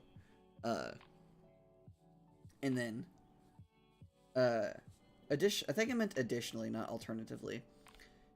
Due to the planet having uh, uh, capitalizing each of these next words. Additionally, due to the planet having bigger fucking concerns, the primary faction from which typical bigotry stems from is the Cleansed. Because, yeah, it's just... There's a lot less infighting over stupid things on this world, because, well... The whole planet got dipped into hell. Bigger concerns than, petty things. Though, they are no longer dipped in hell.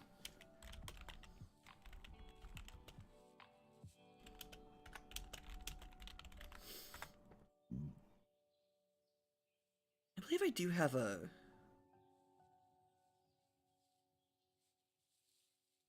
I thought I had like I thought I had somewhere that was like systems of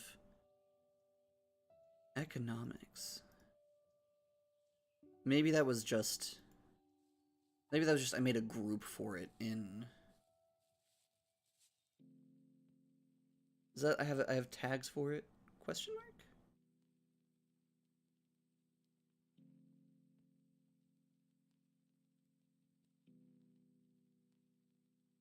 No?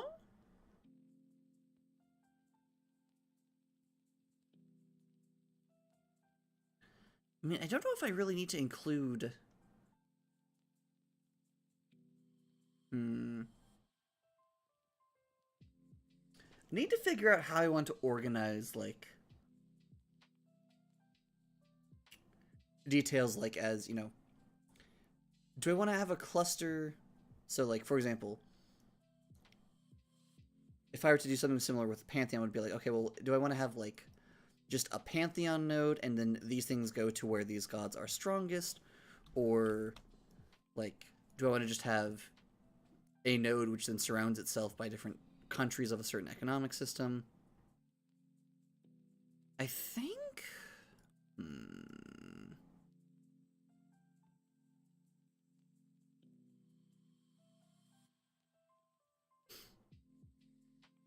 But I'm also like, I don't know if I really need to...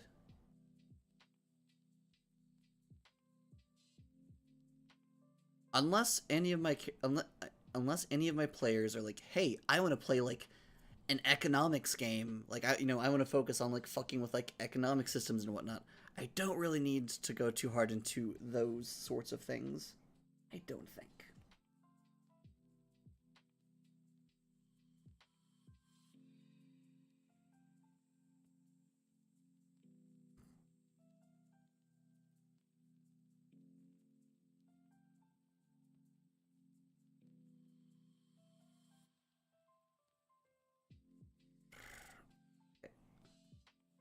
Other cities.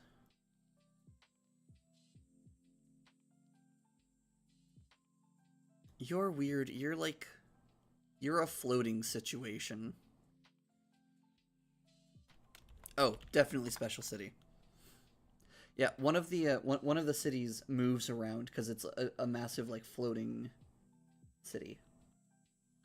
Urxa has Ixes.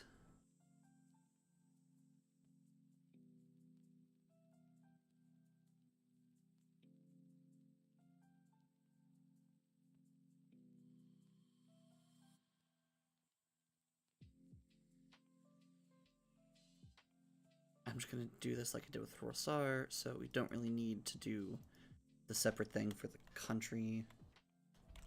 Ixes. Right, that's how, yeah, that's how they spelled Ixes. Narvil. I guess Narvil does technically have a city. Where's Narvil? It doesn't have a name yet, though, but...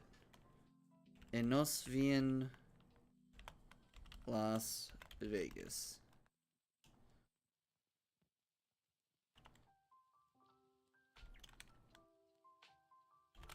Extinct Leyline Nexus.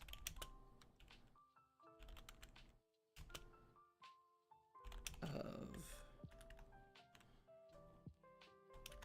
Chaos and Luck, which was known as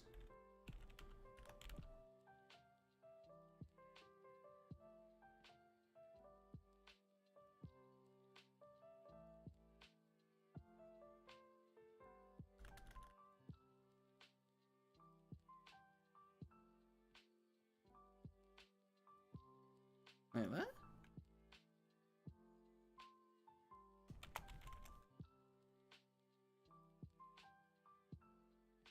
Why are you I mean, I think I know why you're behaving weirdly, but what?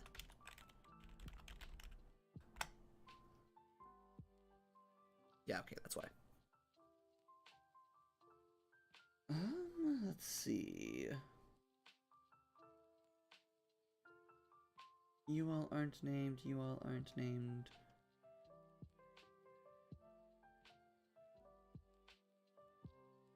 Have I gotten all of the cities already?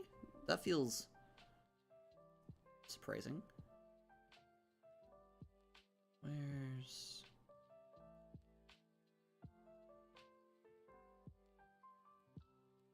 What am I doing?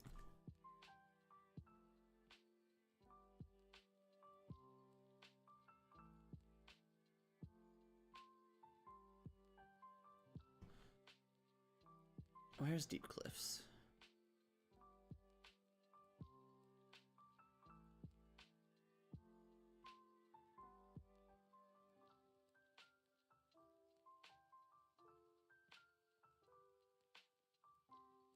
Oh, are you not linked to anything? Is that why I can't find you? Well, you're in... Oh, that's why I can't find you. Also, you're... Oh, you do have Farther than Zana already.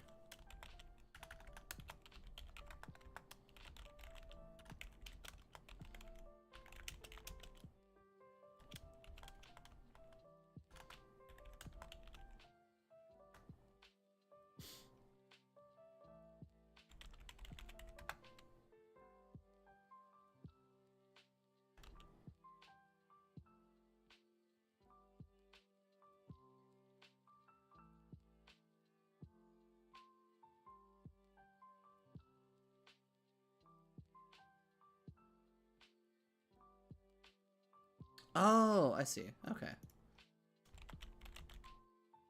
I've been, like, forgetting slash Hmm. The difference between, like, capital, like, DC is the capital of the US, versus, like, the Capitol building, which is spelled differently, it was never explained to me why those were two different words. And it's been one of those things where, like, didn't really matter massively. So just kind of been sometimes using them interchangeably. Found out what actually, like, why there's a difference.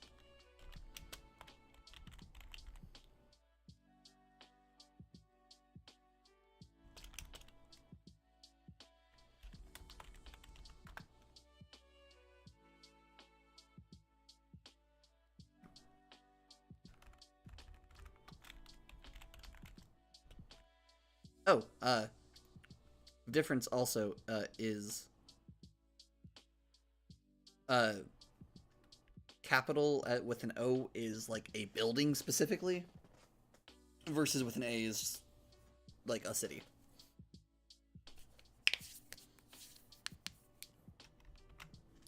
Also, yeah, there will be like lots of things on here that are referring to like 5e concepts and whatnot. That these things will be eventually changed, just for the moment.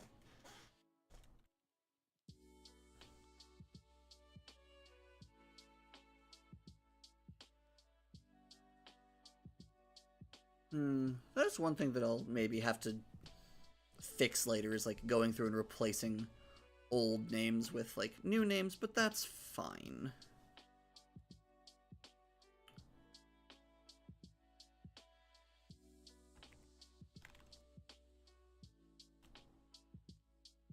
What even would I fucking label you, Miguel? Aurora Crescent Spire. Because you're not... Like... It's not,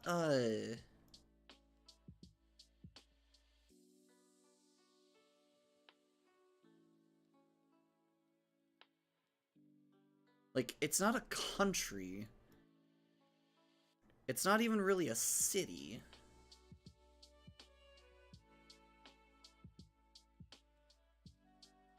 It's simply... Oh, are you gonna get changed every time I update your name? Is that how that's gonna work? I really hope not. That would kind of suck massively, actually. Hold on.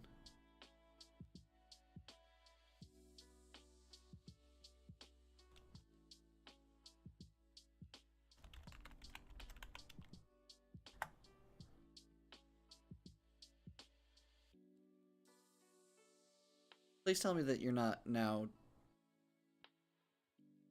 Oh, no. Well... Fuck me. So you are a... Okay, so that means that you get centered over that dot.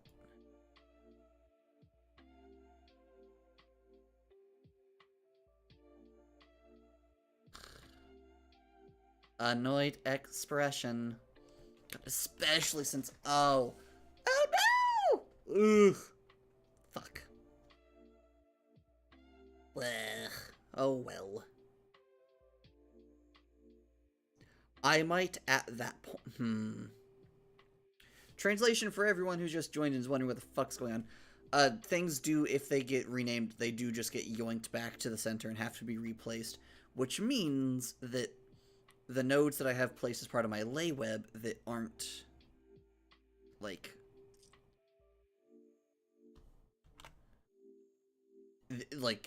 some parts of the lay web aren't fully named because I don't have, like, I've yet to figure out what I want to name them, or like what I want to translate their names into. I guess because I am going to need to redo that for a lot of them. All right. I guess I will at some point just unlink them all and then relink them all. Motherfucker. How well. Is that being the case?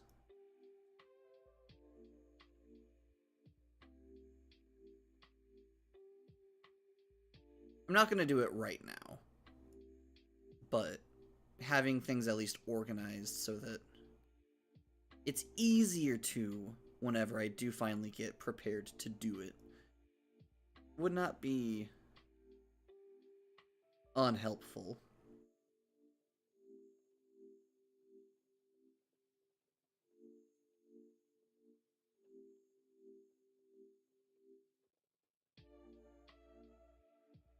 Saru sold. So that is good to know that to name things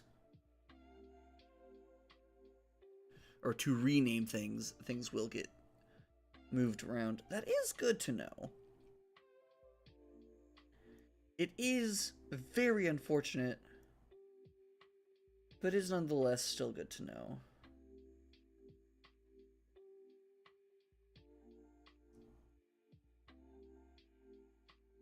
I guess this means I'm putting Run Hiedoso Alus in the Sea of Civilization.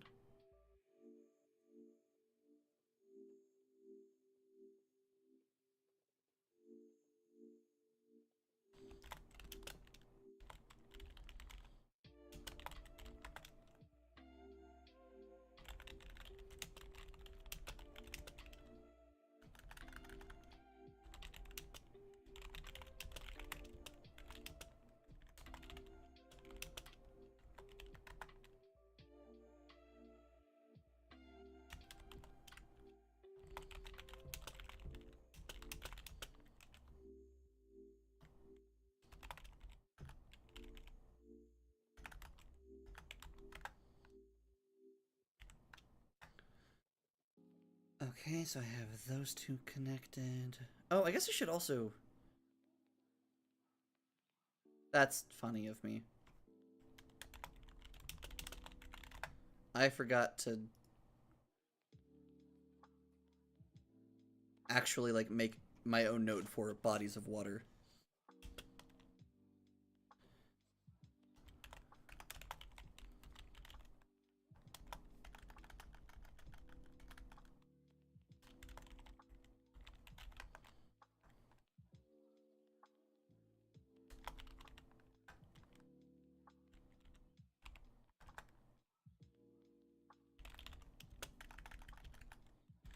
Ocean of bone. Ocean of darkness. Ocean of Isles. Ocean of Isles feels very fun to say.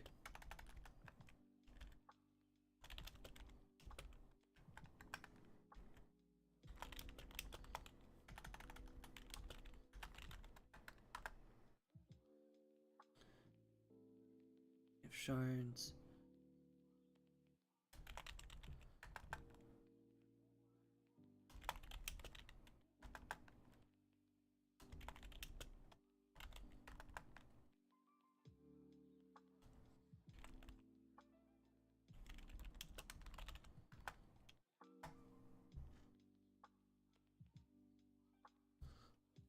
I have a body of water node?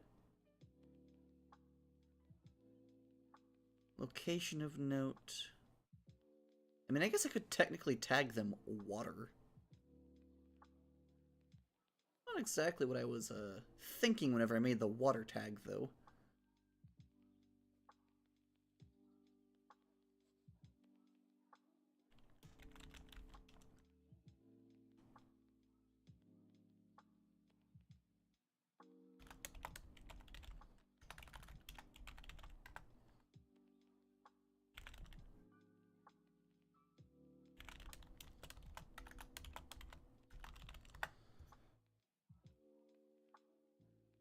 Alrighty.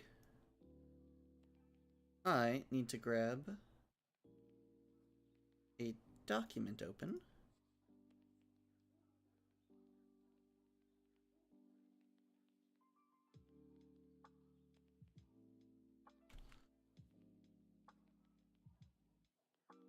Also, rip.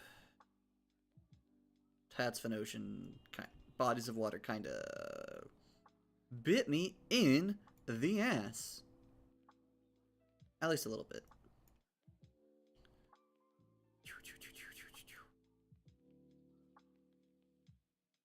Gonna get these all kind of clustered near one another over here. I will say, one thing that I think is a little strange, that I, like,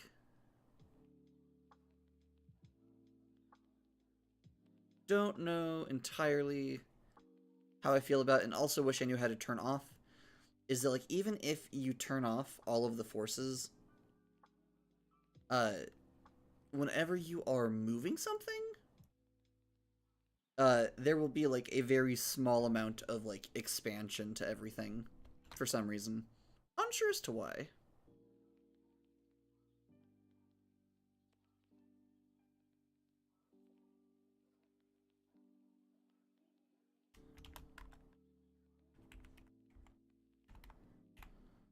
What? I guess I will just tag you as water. Then... you're more of a sea.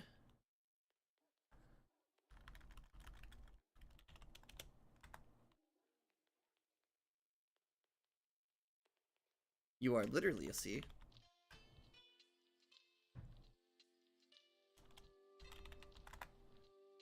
I guess technically it's ocean versus a large body of water.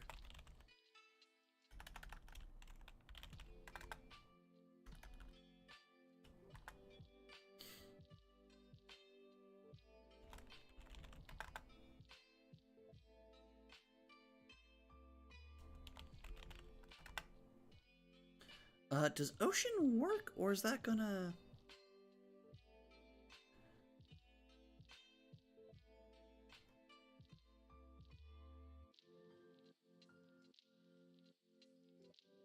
okay, so ocean... okay, so capital does work. Did I capital it? Okay, so tags are not case sensitive. That's good to know. Very good to know moving forward.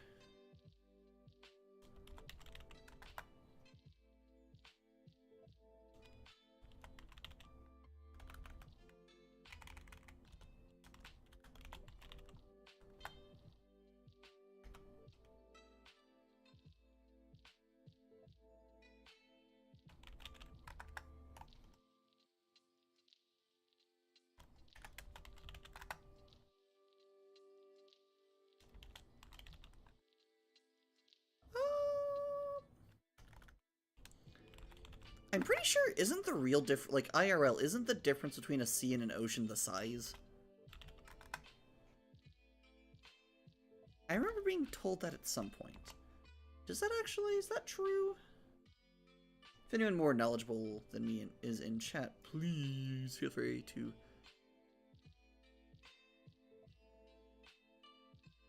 let me know.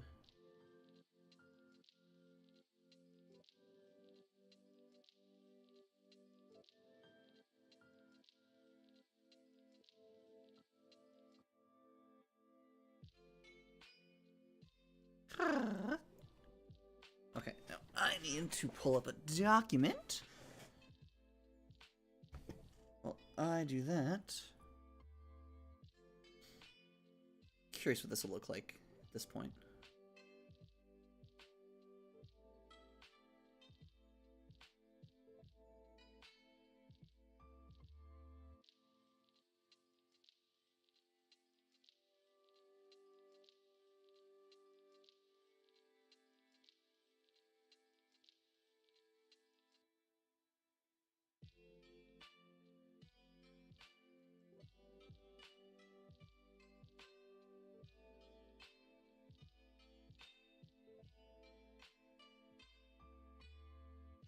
Ooh, oh, some of that kind of got cut off.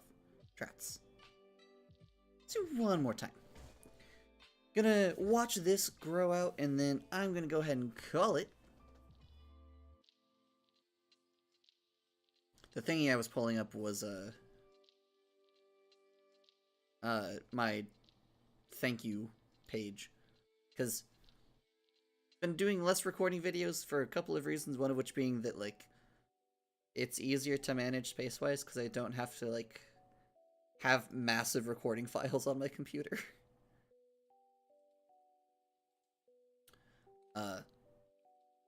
But one of the things for, like, one of the things for supporting me, like being part of like one of my Ko-fi supporters, is like getting a shout out whenever I do stuff. So want to be better about reading, thanking my supporters at the end of streams as well, because I don't know, I feel like when I forget to do that, I feel a little bit like I break my promise. So, gosh, it looks so, I love it so much.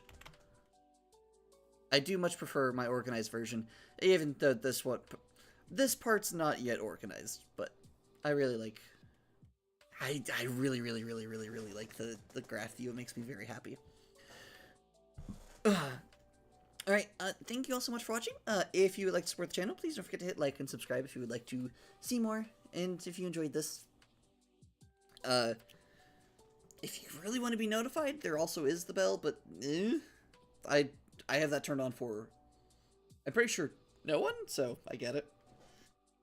And I would like to give a shout out to my sponsors over on Ko-fi. We have Sapphic Seraph, who was in here in chat with us earlier.